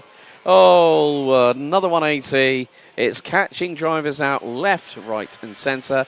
And Rafali Manana becomes the latest casualty, but still manages to point it the other way and the right way down the circuit and get back going again. Eh bien voilà, petite surprise là-bas pour Alexandre Rafali Manana qui était bien parti, le pensait-on, pour résister à Mick Ménard et aller chercher cette 3e place. Mais le drapeau jaune est brandi puisque tête à queue pour le jeune pilote Victory Lane au niveau du banking. Oui, c'est aussi un problème avec Alexandre Rafali Manana qui avait des problèmes avec de traction ici dans le circuit au Mans. Oui, tout à fait, problème de traction pour Rafali Manana. Donc étonnant, sachant que les conditions tendent a priori à s'améliorer sur la trajectoire idéale. Et le voilà qui commet une petite erreur alors qu'on s'approche de la conclusion de cette finale mini FR. Pas de chance pour Alexandre qui a vu donc Mick Ménard en profiter pour creuser l'écart avec Aaron Bordanova qui est passé en 4e position. Alexandre Rafali Manana qui accuse maintenant en retard de 7 secondes 2. Donc je pense, sauf accident devant lui, que les carottes sont cuites pour espérer une place sur le podium. Et il va devoir maintenant se protéger du retour de Nahil El Gahoudi, un autre jeune pilote qu'on attendait au tournant comme l'un des favoris à la victoire et qui est tombé avant même de combattre. El Gahoudi, tout comme Edouard Berger dans ce premier tour, parti à la faute. Un 3e pilote qui aurait pu jouer devant, parti à la faute dans ces conditions. Ça n'épargne véritablement rien ni personne ici sur le karting international du Mans. Alors que nous sommes ici avec le 898 Léo Livings qui revient sur Lucas Doyon. Cette course, mon cher Alex, n'est pas encore finie. Les secondes s'égrènent. On va passer dans l'avant-dernier tour. 2 boucles jusqu'au drapeau à lamier. Et regardez les deux leaders, Lucas Doyon de Chronocart, Leo Livings de TOE Racing qui revient sous la seconde, 7/10 d'avance pour le jeune pilote français face au pilote britannique. Rien n'est encore joué, les secondes s'égrènent. On va rentrer dans ce qui est l'avant-dernier tour et Leo Livings voit poindre l'opportunité à l'horizon de pourquoi pas aller gagner cette finale qu'il pensait avoir perdue dans un premier temps. L'écart a fondu comme neige au soleil. Lucas Doyon tente de s'accrocher tant bien que mal, mais il a perdu gros lors des derniers tours en tournant bien moins rapidement sur le coup que Leo Livings qui voit l'opportunité, il sent sa chance poindre à l'horizon et il est bien déterminé à aller la saisir. Well, the opportunity to be in X30 Mini at the 2024 Iame Warrior Finals is up for grabs. Will it be Doyon? Will it be Livings? Second place will receive their runners-up trophy and a set of Vega Cadetti tyres. And the same will be the case of our final driver on the podium. So Leo Livings took the best part of over 6.5 tenths of a second in Sector 2 on the previous tour. The timer has hit 0. And there is a back marker up ahead, which is Luca Pereira, who is running with a different sticker kit on the side pods as accustomed to what you would see on a Cosmic chassis, and still has the silver, blue and purple on the Nassau panel. But we come down to the final lap after 13 minutes have elapsed on the timer. Doyon leads Livings. Gap was 7.5 tenths. It's now 6 tenths. So not enough for Leo Livings to try and push the envelope and maybe go for a move, but going through out of turn number 1, that gap is now about 2-3 kart lengths at best into turn 3. The 90 right-hander, both having to deal with chronic understeer through that corner. Now they're going to have the same effect through turn numbers 4 and 5, and then it's going to be the double left here at 6 and 7. And you can see that Doyon's left rear wheel lifting off the tarmac. Livings' left rear was nearly doing the same, but they've got to be very, very careful. They've got to negotiate through past Lucas Pereira. Threading the eye of the needle! Livings got through, and he squeezes Doyon to the outside at turn number 11. I thought the back marker came into play. He was textbook. Leo Livings straight through the middle. He got through, but Doyon's back in front again. Incroyable finale ici dans les derniers instants au Mans. Si vous nous rejoignez, vous avez fait le bon choix. Rien n'est joué entre Lucas Doyon et Leo Livings. On a pensé que le Britannique allait pouvoir l'emporter d'un chouïa dans la chicane. Il passe par l'extérieur. En tête à queue. Lucas Doyon va l'emporter. Leo Livings, malheureusement, à 2 doigts de passer devant le pilote français à la chicane. Il n'en sera rien. Tête à queue. Deuxième, voire peut-être même troisième place. On va voir quand il passe la ligne d'arrivée. Lucas Doyon qui l'emporte à domicile pour Chronocart. Mike Ménard qui fait un 1-2 pour les pilotes français et pour Chronocart qui récupère le doublé.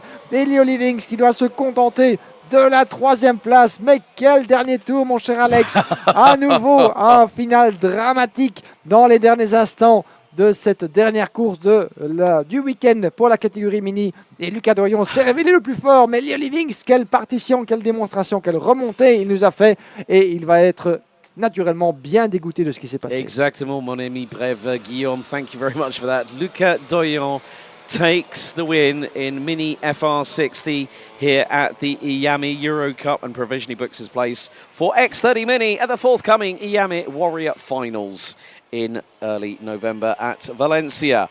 And it's a 1-2 because after Leo Livings' spin whilst trying to go for the race lead meant that he would drop to 3rd. So Mike Minard rounds out the top 2. And not only top 2 for Chronocart, but top 2 for the home nation here in France. Leo Livings from TW Racing with one of the moves of the weekend at turn number 11 rounds out the top 3.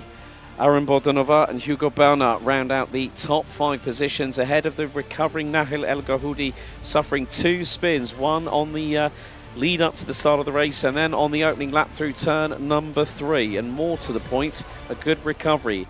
Finishing ahead of Alexandre Rafali Manana, who also had his own share of troubles in the race.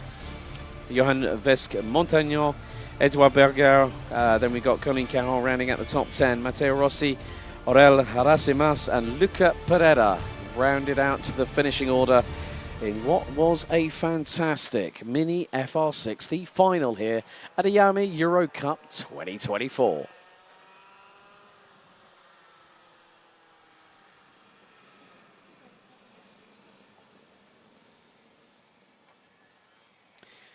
2 more races to go to conclude the activity here at Le Mans. And next up, it is the final for the 2024 X30 Ladies Cup.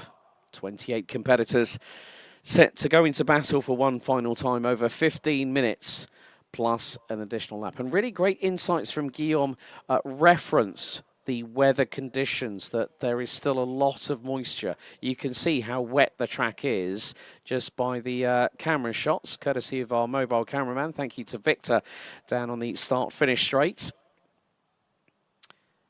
And there is Annabelle Bryan, the 957, helping Luca Griggs lift the cart onto the tarmac.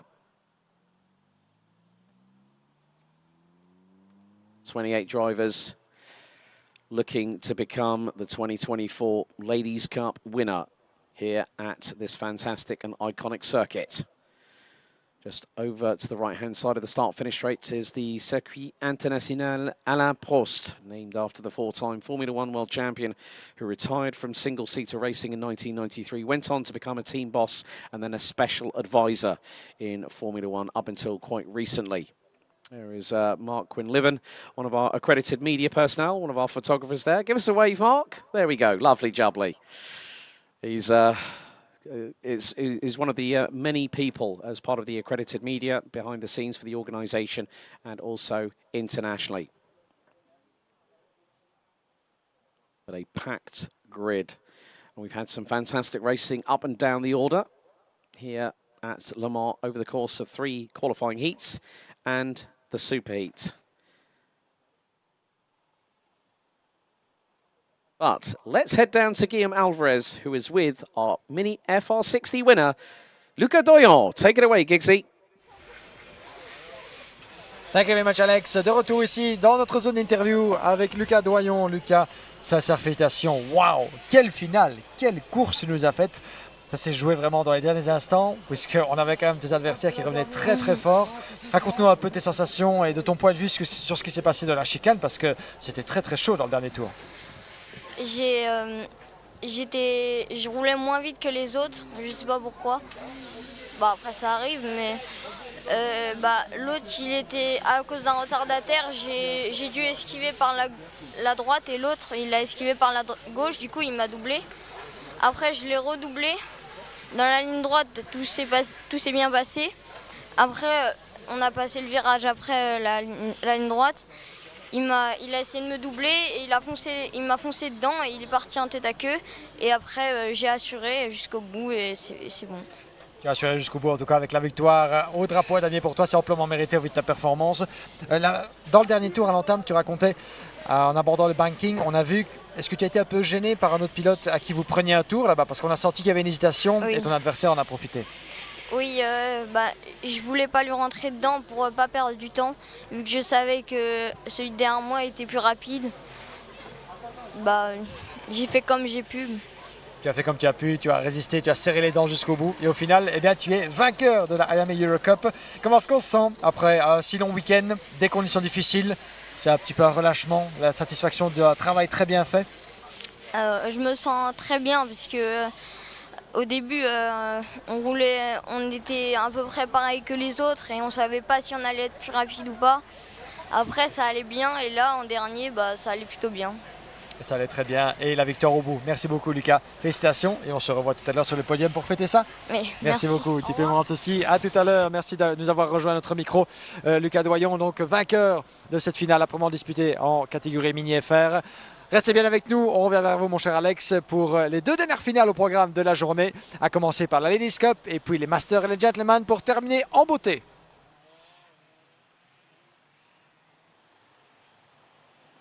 Thank you very much, Guillaume, and good to hear from Luca Doyon, our winner for Mini 60 here at the Iame Eurocup. Now we turn our attention to the Iame Ladies Cup 2024 final.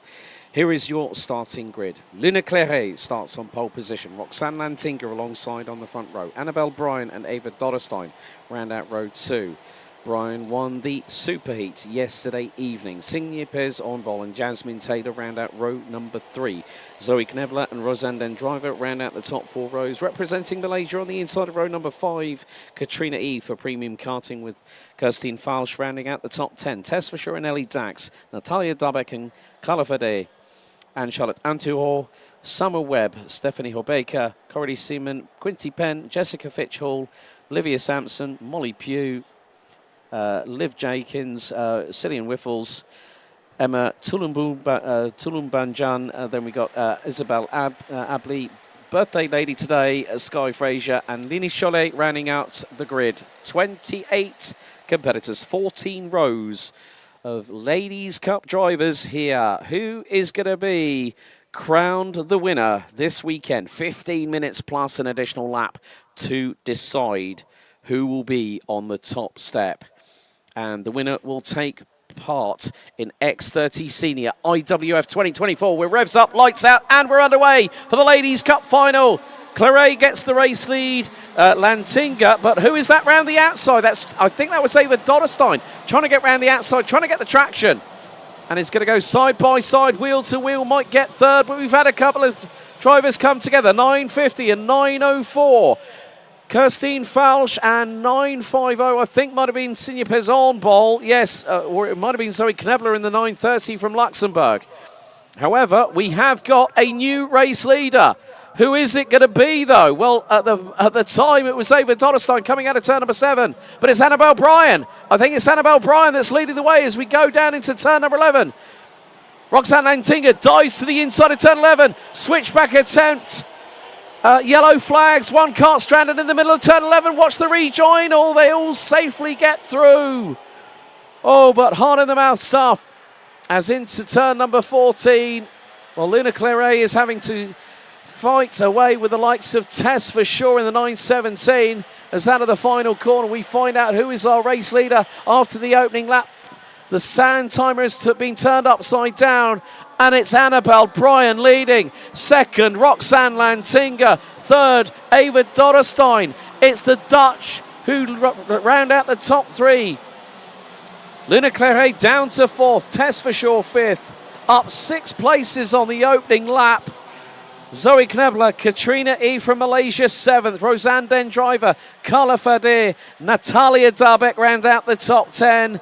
But the biggest mover up the order so far from France and Castellet Kart Racing now in 14th position. Emma Tulumbanchan behind Lebanon, Stephanie Hobeika in 13th place. Well, we have got a real great Ladies Cup final underway. Annabelle Bryan trying to get away from Roxanne Lantinga. Ava Dotterstein for the briefest of moments, Guillaume Alvarez, as we've got a spinner at turn 11 again. It's catching people out. Ava Dotterstein led for about 25 metres, and then Annabelle Bryan and Roxanne Lantinga went, yep, off you go. Summer Webb, I think, had problems getting off the line. Coralie Seaman hasn't come through from turn number 3. I did see a cart being pulled on the grass, so someone is out of this race. So we've still got 26 hungry, feisty competitors out there going for this prestigious title. Et en effet, un début sur les chapeaux de roue dans cette finale X30 Ladies Cup. Et on va voir de quel bois elles se chauffent. D'ailleurs, nos compétitrices dans ces conditions encore relativement difficiles, même si la piste tend à s'assécher tant et plus. On est toujours dans une wet race, donc les conditions où les pneus pour piste humide sont plus que jamais de la partie. Annabelle Bryan, donc le meilleur tour en course, elle tente évidemment de creuser un écart le plus conséquent possible avant éventuellement que ces poursuivantes ne se reprennent. Roxanne Lantinga et Van Rieschen, Luna Claret qui suivent au 2e, 3e et 4e rang. Luna Claret, on le disait, qui a perdu pas mal de temps malgré son départ depuis la pole position, 1 seconde 3 de retard.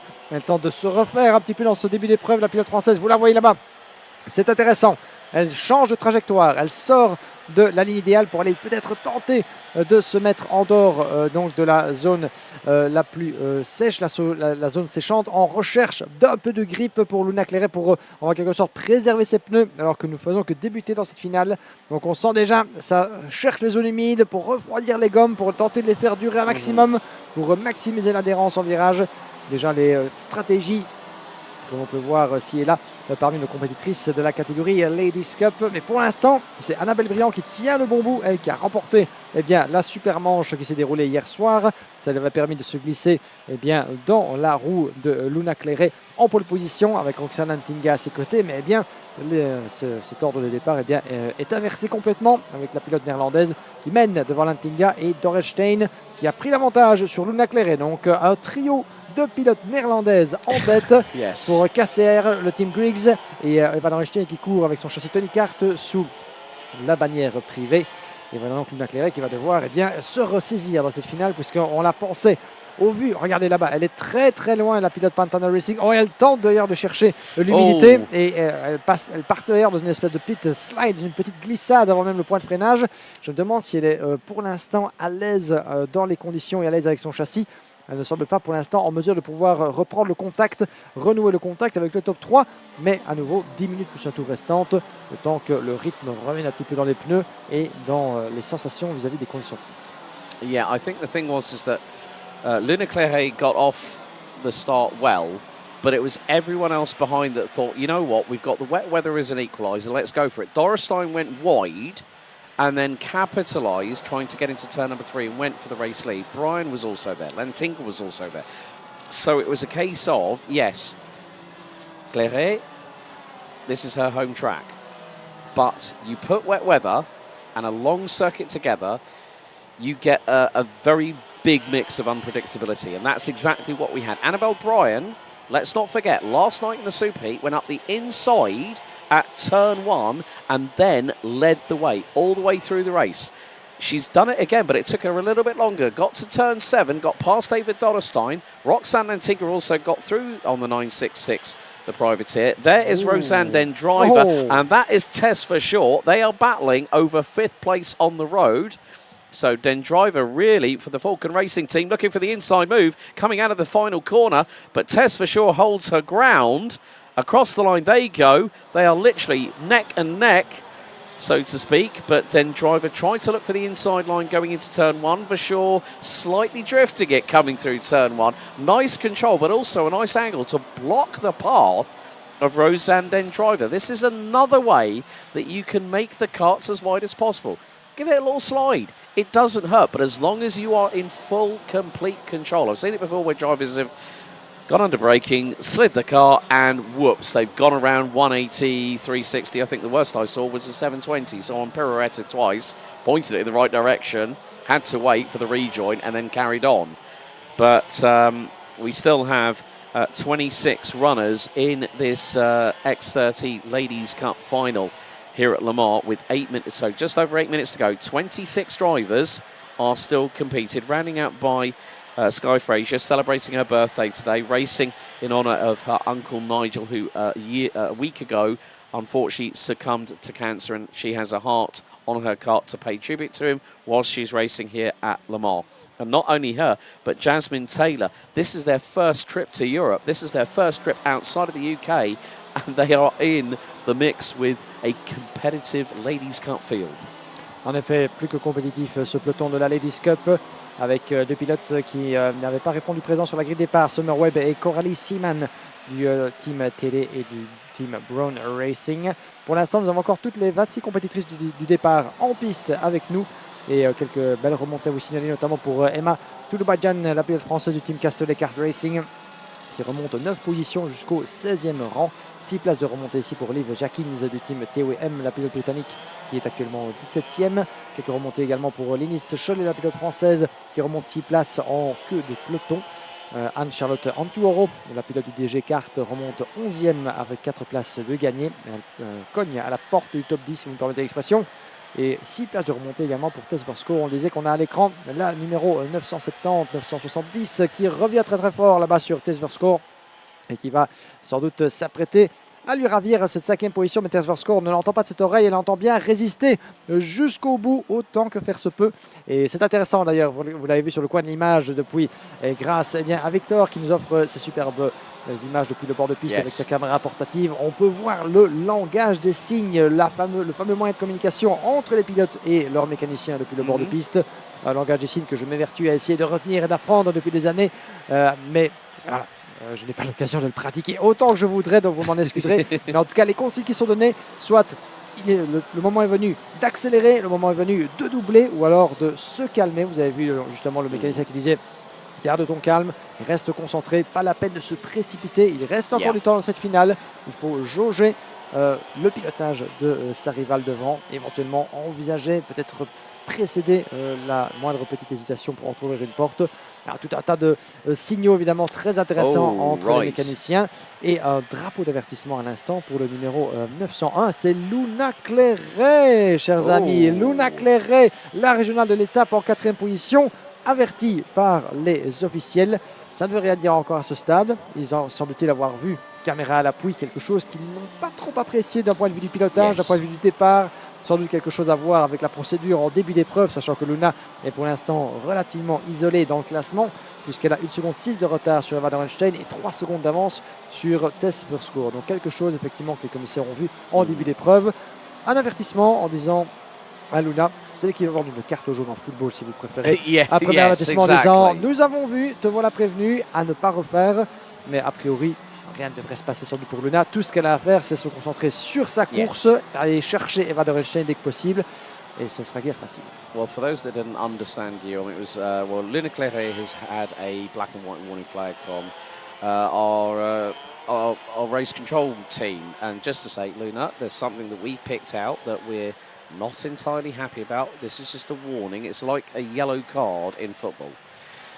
So that's basically, which we've seen a few drivers, not too many I might add this weekend, where drivers have been saying you're testing the limits. You need to sort of cross your T's, dot your I's. But in the meantime, well, Annabelle Bryan, with 4 1/4 minutes to go, now has a 2-second lead over Roxanne Lantinga. Ava Dodderstein round out the top 3. The winner of the Ladies' Cup for 2024 will get a silver invitation ticket to IWF for Senior X30.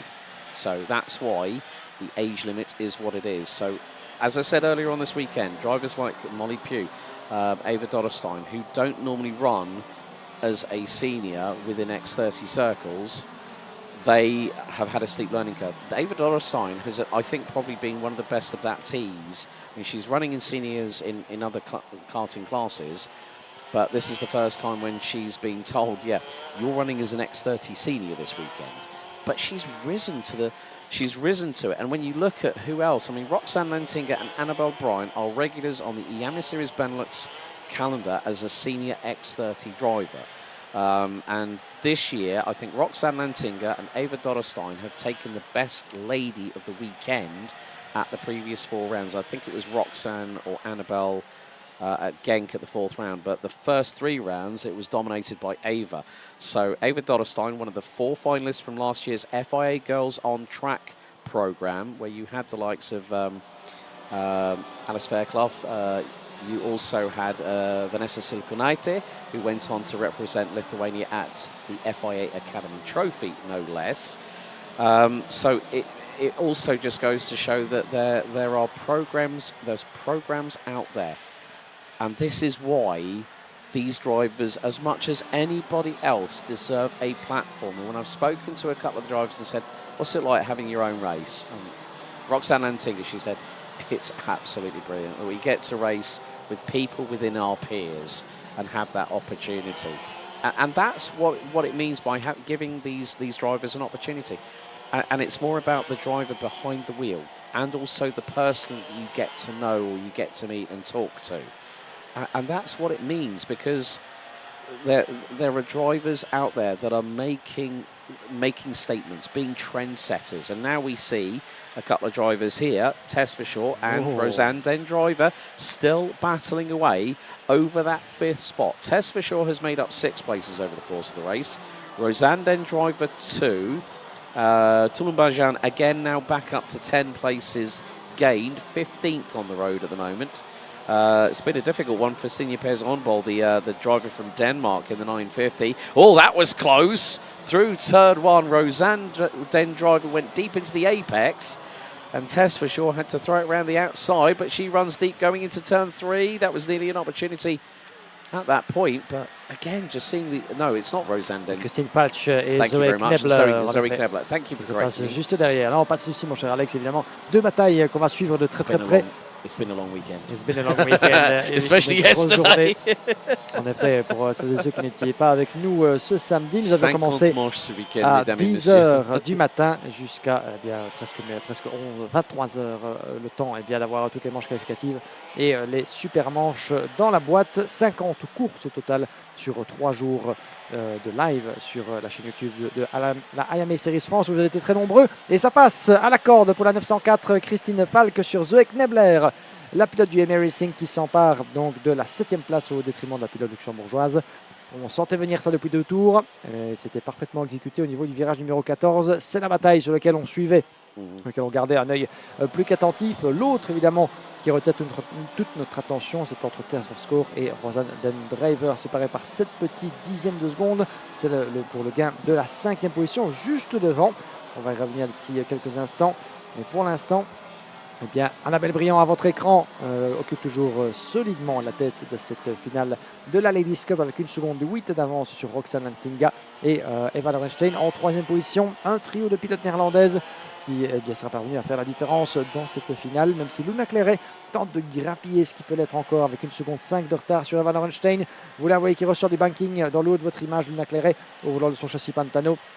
Elle a été brillamment dominatrice des manches qualificatives. Ça n'a pas parvenu à convertir l'essai lors de la super manche, mais malgré tout, une 3e place donc, dans cette course ultime qui lui permettait de s'emparer de la pole position, qu'elle ne sera pas parvenue à, on va dire, traduire en résultat au sommet du podium. Donc la déception sera sans doute de mise si ça ne bouge pas dans le chef de Luna Claret qui reviendra de plus forte certainement pour prendre sa revanche à la prochaine occasion. Mais pour l'instant, eh bien, tout revient à cette pilote à votre écran, Annabelle Briand, qui rentre dans le dernier tour. Dernière boucle pour la pilote du KCR Racing en démonstration. Elle n'a pas mis un seul pas de côté, un seul pneu dans la zone herbeuse du tracé du Mans. Ici, Annabelle Briand, victorieuse de la super manche. Ça lui a permis en tout cas de terminer le samedi sur une superbe note, de se glisser dans la roue de Luna Claret depuis la 3e place, ce qui lui a permis de prendre l'avantage d'entrer de jeu dans cette finale et bien de terminer ce week-end sur la plus belle note qui soit, la victoire et le ticket silver d'invitation pour la grande finale mondiale Iame Warriors Final qui se tiendra donc à Valencia sur le cartodrome Lucas Guerrero. Sur le chaud soleil espagnol, j'y arriverai au mois de novembre. Donc Annabelle Briand, les derniers virages, le dernier coup d'accélérateur avec un drapeau jaune pour terminer cette finale au niveau de la chicane, semble-t-il. C'était assez bref, un pilote en difficulté là-bas, mais plus de peur que de mal. Le dernier tour et Annabelle Briand qui l'emporte. Drapeau en damier pour la pilote néerlandaise. Lantinga 2e, Eva Lorenstein 3e position. Well, there you go. The 2024 Ladies' Cup has come to its inevitable conclusion. What a race. Annabelle Bryan, winner of the Super Heat yesterday evening, takes top honours, and now it sinks in. Now the celebrations can start for the KCR racing driver representing the Netherlands. It's a clean sweep for the Dutch in the top 3, with Roxanne Lantinga finishing in 2nd place, 2.3 seconds behind, ahead of Eva Dorrestein, the privateer, in the 966. A further 2.4 seconds back, France's Luna Claret rounds out the top 4, having started on pole position. Tess Verschoor and Rosanne Den Driver 8 tenths of a second apart as they cross the line, finishing 5th and 6th respectively. Kirstine Falsch from Denmark beating Luxembourg's Zoe Knebler to 7th place, with Katrina E from Malaysia and TW Racing's Jasmine Taylor on a European debut taking 10th. Natalia Dabek from Optimum Performance 11th, ahead of Denmark's Senior Pez on ball. Then a trio of French Ladies' Cup drivers, Anne-Charlotte Antouron, Carla Fade and Emma Tulumbajan, the biggest gainer over the course of this race. 10 places from 25th on the grid to round out the top 15 team. Liv Jakins, Livia Sampson, Lebanon's Stephanie Hobecker, Quinty Penn from the Netherlands, and Celine Wiffels from Belgium round out the top 20. Luxembourg's Ellie Dax, 21st, ahead of Lini Cholet, Jessica Fitch-Hall, Molly Pugh and Sky Fraser rounding out the top 25, with Isabelle Ablé from France rounding out the finishers. Summer Webb, unfortunately, and Corey Seaman from TD Kart and Braun Racing unable to get started. But Annabelle Bryan becomes your 2024 Iame Ladies Cup winner here at Le Mans in France.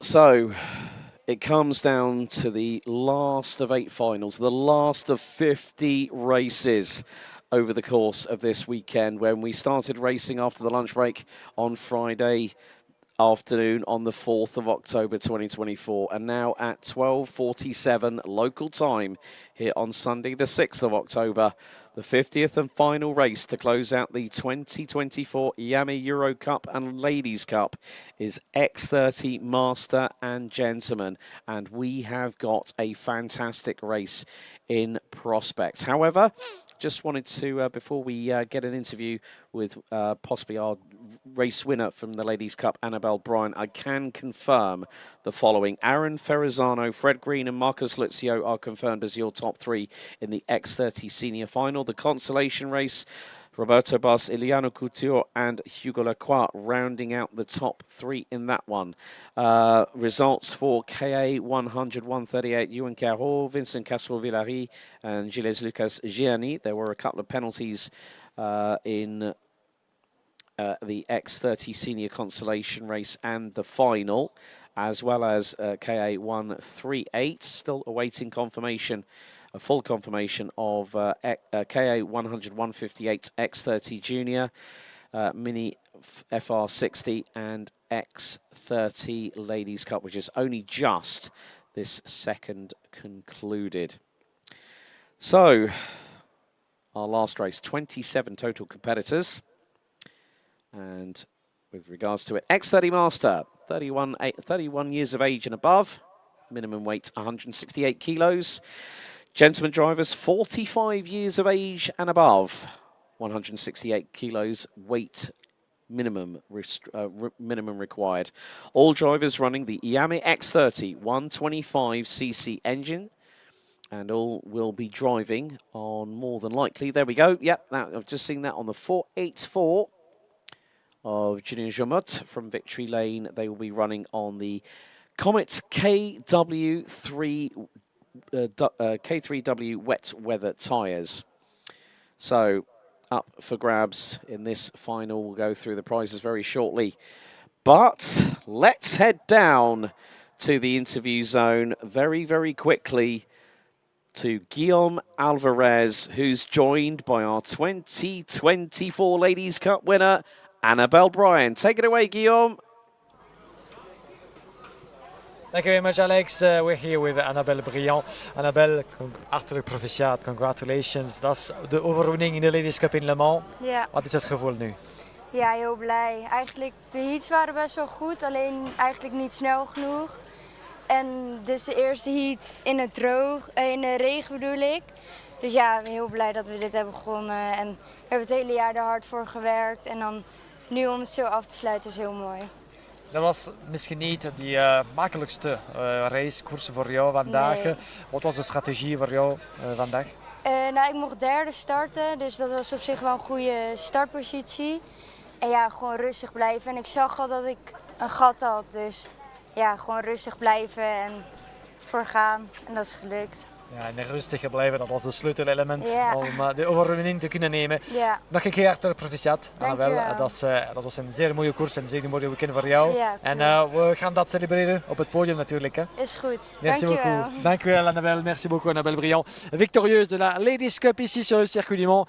La clé du succès, vous l'avez entendu et je vous fais la traduction, c'était de rester calme, de prendre un bon départ, maîtriser les éléments, ne pas faire de faute naturellement, mais rester calme dans la tête, dans le pilotage, bien pour faire en sorte de voir la ligne d'arrivée. Et c'est absolument ce qu'elle nous a démontré avec la victoire pour Annabelle Bryan ce week-end au Mans, à célébrer sur le podium tout à l'heure. Mais avant cela, une dernière finale pour la catégorie Master Gentleman. De retour à vous mon cher Alex.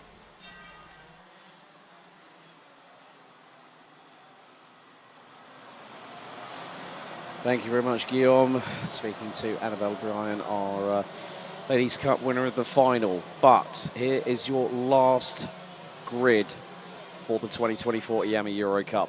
X30 Master and Gentleman. Starting from pole position, the 401 from Belgium, TD Karts, Thierry Del Rey, joined by EC Automobiles, Eric Chapot on the front row. Jeffrey Wushi from OKS and Alexis Castellon from Renault Racing Team rounds out the top 4 rows. Karting Pro Competitions, Alexandre Benoit Bessac and Castellet Kart Racing's François Vautier round out the next row. Jim Ringelberg, I have not seen go past...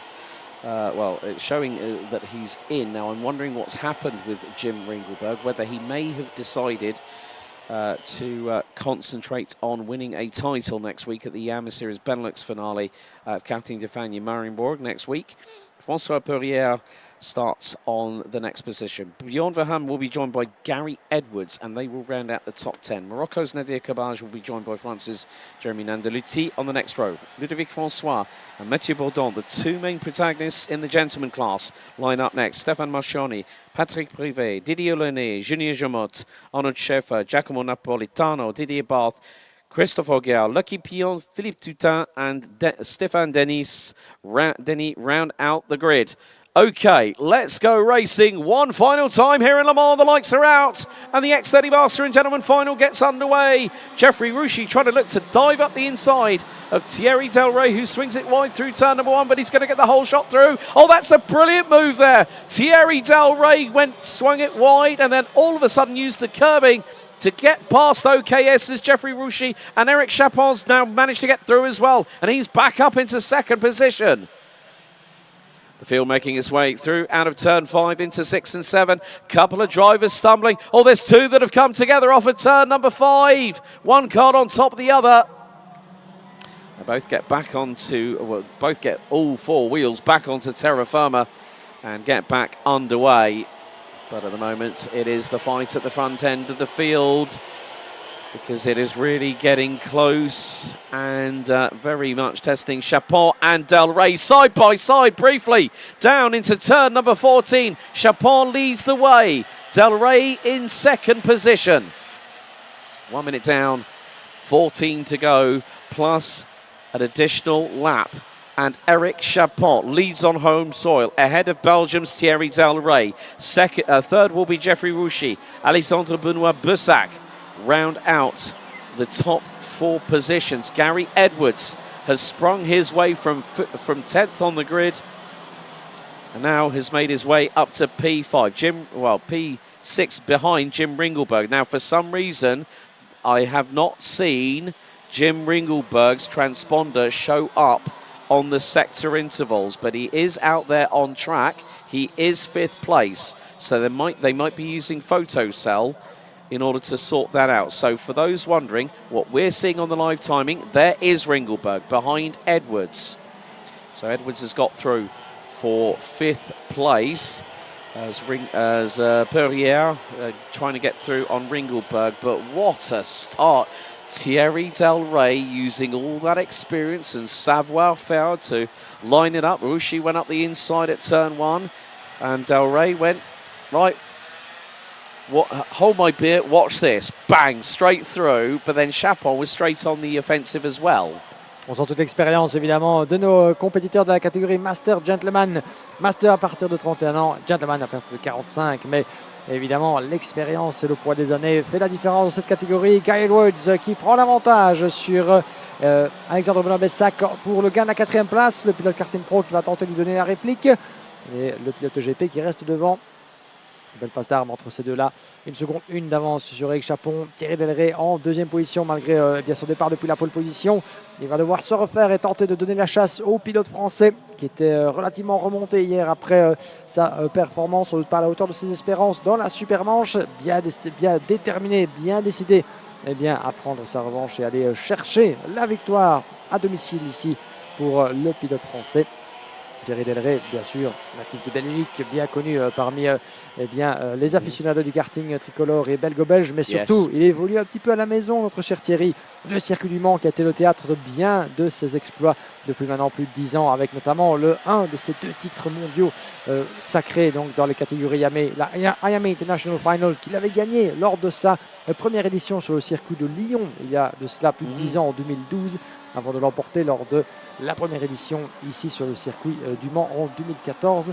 Champion évidemment de la Iame Euro Series, Thierry Delray, parmi bien d'autres exploits au niveau national et international. Le circuit du Mans, il l'a dans la peau, jusqu'à se tatouer le tracé et son trophée gagné dans la CIK sur le mollet droit. Si vous avez l'occasion de lui demander, n'hésitez pas, ça vaut le détour. Un très très beau dessin d'ailleurs pour notre cher Thierry, qui j'espère lui donnera des ailes dans sa bataille face à Eric Chapon, alors que derrière, Jim Ringelberg, un petit peu dans les pâquerettes là-bas, en train de se bagarrer avec François Perrière au volant de son châssis Tony Kart. Perrière vient de prendre l'avantage sur Jimmy Ringelberg, qui va devoir se protéger du retour derrière de François Vautier du team Castellet. On va voir si le pilote au casque vert va pouvoir se refaire, et il tourne un peu large dans le banking. Et c'est une position de plus de perdu pour Ringelberg, non, qui parvient à fermer la porte en sortie du banking. Ça s'était joué à pas grand chose entre ces deux, la côte à côte dans la ligne droite de retour, où on voit certaines zones sèches qui commencent à poindre au soleil. Oui, parce que le soleil est de retour sur le circuit du Mans, croyez-le ou non, chers amis. Finally, the sun is out pour cette dernière des 8 courses de la journée. Et il a mis du temps à percer les nuages, en tout cas, ce soleil monceau. Voilà, qui permettra en tout cas à nos pilotes de la catégorie Master Gentleman de terminer le week-end de manière plus sereine sans doute. Mais effectivement, Jim Ringelberg qui a perdu quelques plumes là-bas et qui continue de dégringoler d'ailleurs dans la hiérarchie. Il est revenu en 8e position, donc toujours un petit souci de transpondeur sur votre classement, mais Jim est toujours bien là, mais il a perdu 2 places. Il est désormais 8e avec François Perrière et François Vautier qui lui sont passés devant. Yeah, so effectively, if the transponder's not working, normally what will be used is photocell technology. Plus also, Thierry Delray, not a bad dab hand behind a shifter kart either. Of course, Master Shifter, multi-time champion. Still competes in shifters, courtesy of Chrono Karting, as part of the KZ2, and he runs in the KZ2 Masters, and I've seen some absolute wizardry from that man, and I thought, you know, when he won the Superheat, there was something inside me that just went, little cheeky grin on my face, and like saying, like, this is going to be a really, really good race here. But Gary Edwards is really on the move now. He's up from the outside of row 5, top 10, now is running third and is gaining on Thierry Delray in front. So, and Chapon's now got a 2.9 second lead with nearly 9 minutes plus an additional lap to go. A little bit of a contretemps between Alexandre Benoit Bessac and François Perrière. That is the battle for 5th on the road, and Perrière is going to go up the inside through at turn number 3. Bessac has to let that go, but he tried to stick his nose back up the inside through into turns 4 and 5. And this is going to be the opportunity he might get. So Bessac had to wrestle with the steering wheel there. And now they've got François Vautier from Castellet Kart Racing not too far behind them either. So this is the battle for the last. And there is the move. Gary Edwards through on Thierry Delray. The Irishman from Eichmann's Grand Prix now through and can start to maybe...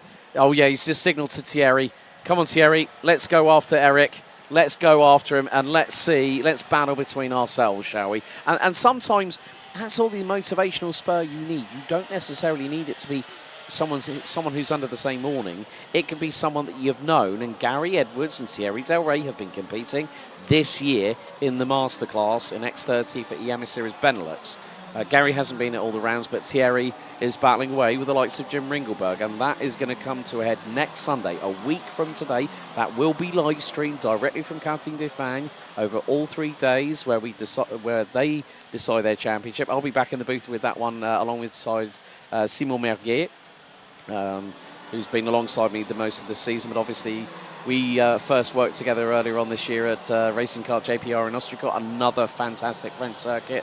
Fast, technical, and really, really challenging for the drivers. But at that point, it was May.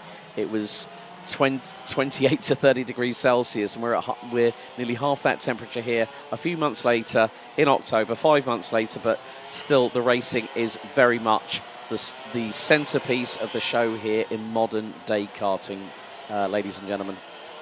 En effet, la Iame Series France a rendu son verdict début septembre. Ce n'est pas encore le cas pour la Iame Series Benelux où participent la plupart des pilotes que vous avez vus ce week-end, qui rendra son verdict, vous l'avez entendu, le week-end prochain du côté du karting des Fines de Mariembourg. Jim Ringelberg qui prend l'avantage et qui revient un petit peu dans la course, juste devant François Vautier. C'est bien joué de la part de Jimmy Ringelberg au volant de son châssis télécarte, qui donc se battra pour aller pourquoi pas chercher un deuxième titre de champion de Belgique en catégorie Master après celui de 2023. Et vous voyez là-bas que François Vautier est relativement peu satisfait par rapport à Jim Ringelberg. C'est Alexandre Benoît Bessac qui vient d'être doublé par Ringelberg et qui lui manifestait quelque peu son désarroi et sa frustration après ce qu'il a sans doute estimé être une manœuvre pas à son goût, à n'en pas douter, puisque il a la pression maintenant de Stéphane Marchioni du Ravel Racing Team, le 468, qui revient très très fort derrière. Voyons voir ce que le pilote au casque noir va pouvoir faire dans cette épreuve depuis la 10e place. On lisait donc la finale de la Iame Series Benelux. Rendez-vous la semaine prochaine à suivre sur la chaîne officielle de la compétition sur YouTube, où vous aurez le plaisir de retrouver Alex et notre estimé collègue Simon Mirguet au micro.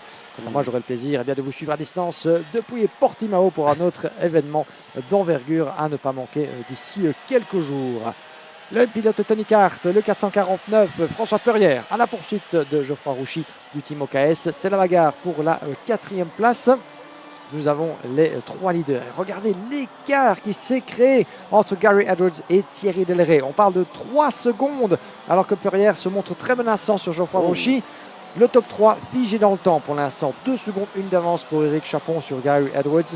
3 secondes presque d'avance pour l'Irlandais sur Thierry Delray, alors que derrière ça continue de s'expliquer très chaudement. François Perrière qui passe à la corde, qui croise la trajectoire, qui freine un peu tard. Ça permet justement à Rouchy de croiser directement, de lui rendre la monnaie de sa pièce. Mais regardez ce balai qui s'initie dans le virage des 2 chaînes dans ce secteur numéro 2. Perrière ne s'en laisse pas compter, repasse devant au volant de son châssis Tony Kart. Belle bagarre en tout cas entre ces deux-là. Perrière et Rouchy pour le gain de la 4e position, loin devant François Vautier, Jim Ringelberg ainsi que Alexandre Benoît Bessac, Mathieu Bourdon et Stéphane Marchioni toujours en 10e position. Marchioni qui sort justement du banking alors que nous avions derrière un dépassement je pense de Giacomo Polini, ou alors il s'agissait peut-être c'était Björn Verham qui prenait l'avantage sur Giacomo Napolitano pour le gain de la 12e place. Quelques remontées à vous signaler, 6 places de gagné pour Christophe Auger en 16e position, 5 places de gagné pour Stéphane Marchioni dans le top 10 désormais, tout comme Mathieu Bourdon, remonté de la 15e, de la 14e à la 9e place. François Perrière qui vient de reprendre l'avantage, donc on le disait, sur Geoffroy Rouchy. Et la remontée de cette épreuve est à mettre à l'actif de Gary Edwards. Il était 10e sur la grille de départ, maintenant le voilà 2. Et 9 places de remontée pour Giacomo Politano qui a pris l'avantage donc sur Ludovic François pour le gain de la 11e place. À signaler aussi, vous l'avez constaté à l'écran mon cher Alex, la trajectoire idéale, la racing line tend à s'assécher tour après tour, ce qui aura une incidence évidemment sur la performance des pneus pour piste humide sur une piste qui s'assèche. Yes. Ils vont terminer, on va dire, sur la corde de ces gommes en quelque sorte avec 3 minutes 30 et un tour jusqu'au drapeau à damier. La piste est encore très humide et glissante évidemment, mais des conditions, vous le voyez avec les pilotes qui tentent de chercher les zones d'humidité pour refroidir ces gommes qui sont soumises à rudes conditions. Dans cette dernière finale du jour, 8 courses que nous avons eu le plaisir de vivre en votre compagnie, chers amis, qui bientôt vont arriver à leur terme. 50 courses au total, rendez-vous compte sur 3 jours de compétition, en plus des séries qualificatives qui nous ont égayé vendredi matin et début d'après-midi. Mais évidemment, toutes les bonnes choses ayant une fin, on va bien sûr célébrer les vainqueurs de la Iame Eurocup et Ladies Cup avec la cérémonie de podium qui aura lieu donc au cœur du paddock du circuit international du Mans. Si vous êtes présents, rejoignez-nous sur le coup de 13h30 pour cette cérémonie de podium. Si vous êtes dans le coin et que vous voulez éventuellement venir partager ces célébrations, boire un verre en bonne compagnie, n'hésitez pas à nous rendre visite. L'entrée est gratuite jusqu'au terme du week-end pour célébrer les vainqueurs 2024 de la compétition organisée par Victory Concept et Iame Motorsport. Pendant ce temps-là, Gary Edwards est en train de terminer tour qualificatif sur tour qualificatif, 1 seconde 3 d'avance toujours pour Eric Chapon qui continue sur un excellent rythme. Il a tourné en 1 minute 10.9, 1 minute 10.6 pour Gary Edwards qui tente éventuellement de renverser la vapeur. Et regardez, ils sont presque dans la même image. Voilà qui va être intéressant. Il était de 1 seconde 3 l'écart au dernier pointage avec encore 2 minutes et un tour restant. Gary Edwards peut-il renverser cette finale sur sa tête? Gary Edwards, he's got the heat seeker on right now. But also, there's something else we haven't talked about. We've concentrated a lot on the Masters, but we haven't talked about the gentlemen, because in 9th place, having started 14th, Maya Kart Racing's driver from France, Mathieu Bourdon, the 504, is leading the class ahead of next place driver Ludovic Francois, who is about three or four places behind at the minute. We have just been handed some results reference the potential Nations Cup, which is based on Best Lady, Best Junior, Best First and Second Senior. Thank you to the organiser of the event through Victory Concept Racing Events, Olivier Seb. Thank you very much to him. So the Nations Cup will be decided, but the race lead, Eric Chapon, is now being reeled in by a certain Irish stalwart, Gary Edwards, for Eichmann's Grand Prix. Of course, Mark Quinlivan, who is with the team as their official photographer, one of our official photographers, is also from the same nation. So, il reste que 2 tours ici pour ce week-end au Mans, pour le Iame Eurocup et Ladies Cup, et aussi les Coupes des Nations de 2024 au Mans, ici en France. Guillaume, quel spectacle nous avons ici en ce moment. Quel spectacle en effet, mon cher Alex, et rien n'est encore joué dans cette finale. On pensait que Eric Chapon aurait course gagnée, mais Gary Edwards qui part à l'abordage et qui prend l'avantage au virage numéro 3. Chapon lui répond, on est parti, c'est la lutte finale, c'est la bagarre de tous les instants entre les deux protagonistes pour la victoire en Master. Chapon contre Edwards. EC Automobile contre GP Racing Team dans le banking. Le chrono qui va arriver à 0, ce qui signifie que l'on va boucler ici l'avant-dernier tour. Il en restera un après celui-ci. Et rien n'est encore joué. Chapon qui est aux abois, qui ferme la porte de manière agressive. Edwards qui change la trajectoire. Il a bien senti qu'il n'y avait nulle part où aller à la corde. Ça part à l'extérieur. Là où il y a encore un peu d'humidité. Chapon qui tente de résister à la chicane. Edwards juste dans sa roue. Il va devoir s'y reprendre à 2 fois dans le dernier tour sans doute. Il croit à la trajectoire, prend l'avantage juste avant la conclusion du tour. Chapon qui est furieux et qui le fait savoir. Gary Edwards qui prend l'avantage à l'entame du dernier tour de cette finale Master. Vous avez vu Eric Chapon qui brandissait le poing de l'injustice, pense-t-il, furieux après la manœuvre, le dépassement de la part de Gary Edwards. Il la juge peut-être un petit peu limite de la manière dont l'Irlandais est allé à l'abordage. Il est passé la corde, il a été tassé un petit peu à l'extérieur de la trajectoire. On verra ce que les officiels en décideront. Quoi qu'il en soit, la course se poursuit dans ce dernier tour. Mais Gary Edwards revenu, rendez-vous compte, de la 10e place sur la grille. Il est parvenu à diminuer l'écart de plus d'une seconde sur Eric Chapon, un petit peu aux abois, qui a joué agressif, qui a d'entrée de jeu fermé la porte, bien décidé à ne pas le laisser passer.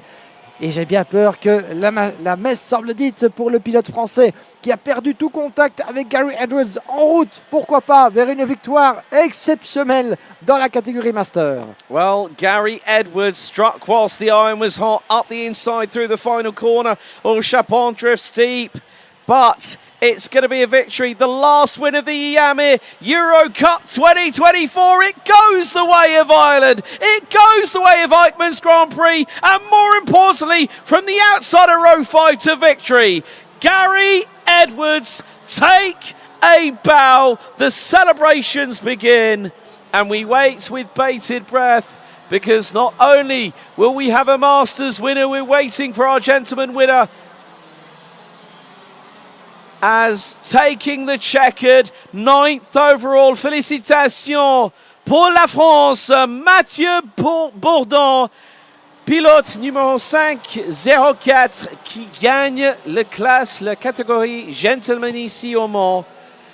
Well, Mathieu Bourdon takes the win in the gentleman, but Gary Edwards, what a drive. 10th on the grid, wins the race and closes out the Iame Eurocup, Ladies Cup and Nations Cup for 2024. And there he is. He's sliding the back end of that Eichmann's Grand Prix Tony Kart from side to side down the back straightaway. Gary Edwards picks up the win in the X30 Masters class. He'll pick up his trophy, plus also a brand new racing helmet. There is one of the other drivers. That is 526 Didier Barth, who is going to pull it into pit lane a lap down. Janine Jamot also dropping towards the bottom end of the order at the end of that race. But Eric Chapon, obviously not very disgruntled after the move that Gary Edwards pulled on him, coming out of the final corner on the penultimate lap. Chapon takes second, Del Rey takes third, rounding out the top three. François Perrier takes fourth, head of Jeffrey Rouchy, François Vautier, Jim Ringleberg, Alexandre Benoit-Bessac. Mathieu Bourdon takes the Gentleman Eurocup win this weekend, finishing ninth, head of Giacomo Napolitano, Bjorn Vaham, Stefan Marchioni, Ludovic François second in Gentleman, 13th overall, Alexis Castellon, Nadir Kabaj, Christophe Auger from La Belle Equipe in 16th. The 568 rounds out the top three in Masters, with Lucky Pion, Philippe Tutin, Arnold Schäfer, Stéphane Dini, with Didier Barth and Julien Jomot rounding out while they were down a lap at the end of the race. Jeremy Nandelucci out with 4 laps to go. Patrick Privé and Didier Launay retiring on with 11 laps to go and 14 laps remaining. But Edwards and also Bourdon are your Master and Gentleman X30 winners in the final here at Le Mans.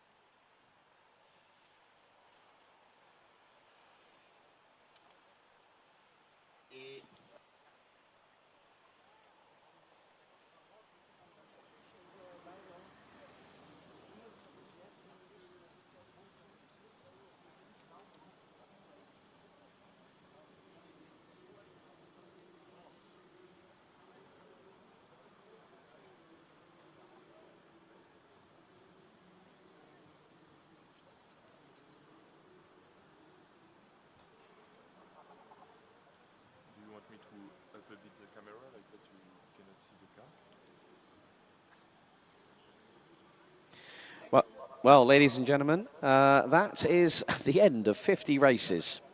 A total of over 8.5 hours of track action, 520 so minutes here at the Le Mans International Karting Circuit. What a weekend it's been. We got started officially with the racing action through timed qualifying on Friday morning. And more to the point, we now finished quite early because it was a long day in the office yesterday. We started at about 10 o'clock in the morning and finished at about 10:30. I have to say a big thank you, quite a few thank yous at the moment in just a few minutes. We will be getting the podiums underway very, very soon here at the Le Mans International Karting Circuit. But without further ado, let's head down to Guillaume Alvarez for the final interview of this weekend's event, the Iame Eurocup 2024, as he's joined by Ireland's Gary Edwards. Take it away, Giggsy. Thank you very much, Alex. For the last time, back in the interview zone in the scrutineering area of the Le Mans International Karting. La dernière interview du jour et du week-end, chers amis, en compagnie de Gary Edwards. Gary, let's take a deep breathe in, because what a race, what a performance you gave us. The last lap, pretty much the last corner, and you went for it just before the last lap, to be precise. But that move, tell us about it, because it was decisive, it was hard, fair racing. What's your point of view on this? Yeah, well, we started P10, so we left ourselves a bit of work to do, but we knew we had the pace in the wet and also the dry. And once we got into P2, there was a bit of a gap, so we just kept chipping away, and eventually seen an opportunity and went for it. And I tried it in the infield section one lap, but he got a cutback, so I just seen an opportunity in the last corner, went for it, and thank God it stuck and managed to hold it till the finish flag. Yeah, it sounds very simple the way you put it, but how was it with the conditions? Because with the rain stopping, we felt like the racing line was slightly drying. Was it like how it felt? It's, to be honest, these conditions are nearly harder than full wet, because in full wet you seem to have a bit more grip and the track is less greasy, but no, overall very happy weekend. qualifying P7, won the first heat, got a penalty, which was questionable, but P3 in the second heat and P2 on track, but P1 in the third heat with a penalty for a nose cone. So yeah, overall very happy. And considering you're starting P10 on the grid, it must have been a very fun race for you as well. Yeah. All those overtakings. Yeah, definitely. They just get through the first lap was the main thing without any incidents, and then take it from there and just try work our way up, which thankfully happened. So very happy. Fantastic. One last thing, Eric Chapon, as we saw on the screen, wasn't particularly happy about the move. Yeah. What did you make of it, considering that, as you told me, it was kind of slippery on the outside? I seen throughout the whole race he was taking a wide line into the last corner, which would give him a better run onto the straight, but I knew that would have been an opportunity for us in these conditions. It's hard to control. I seen it, I went over the curb, we were side by side, but there was not much I could have done about that. But no, of course not. Happy. I'd like to thank just EGP, everybody for all the effort for the weekend, and very happy. Thank you very much. Fantastic. Thank you very much indeed for talking to us, and well done to you again, Gary. Thank you very much indeed, and congratulations to you and to AGP, the Ekmans Family Racing Team, winner of the Master Cup, and Didier Bourdon as well, winner of the Gentleman category as well. Let's mention it, as we'll get to celebrate those winners of the last class and the many other winners and the podiums at the ceremony that will be taking place in just a few moments at 1:30 here in Le Mans. Ce seront les derniers instants, chers amis, l'occasion de conclure cette retransmission sur la chaîne YouTube de la Iame Series France.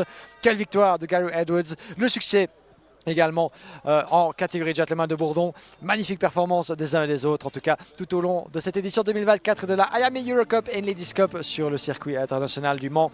Nous allons donc rendre l'antenne ici même dans notre carré des interviews et terminant évidemment avec les célébrations de podium pour chacune des catégories. Merci et infiniment à toutes et tous d'avoir été aussi nombreux et nombreux depuis vendredi jusqu'à ce dimanche pour suivre bien les 50 courses que nous avons vécues ensemble avec mon camarade Alex Goldschmidt et moi-même Guillaume Alvarez.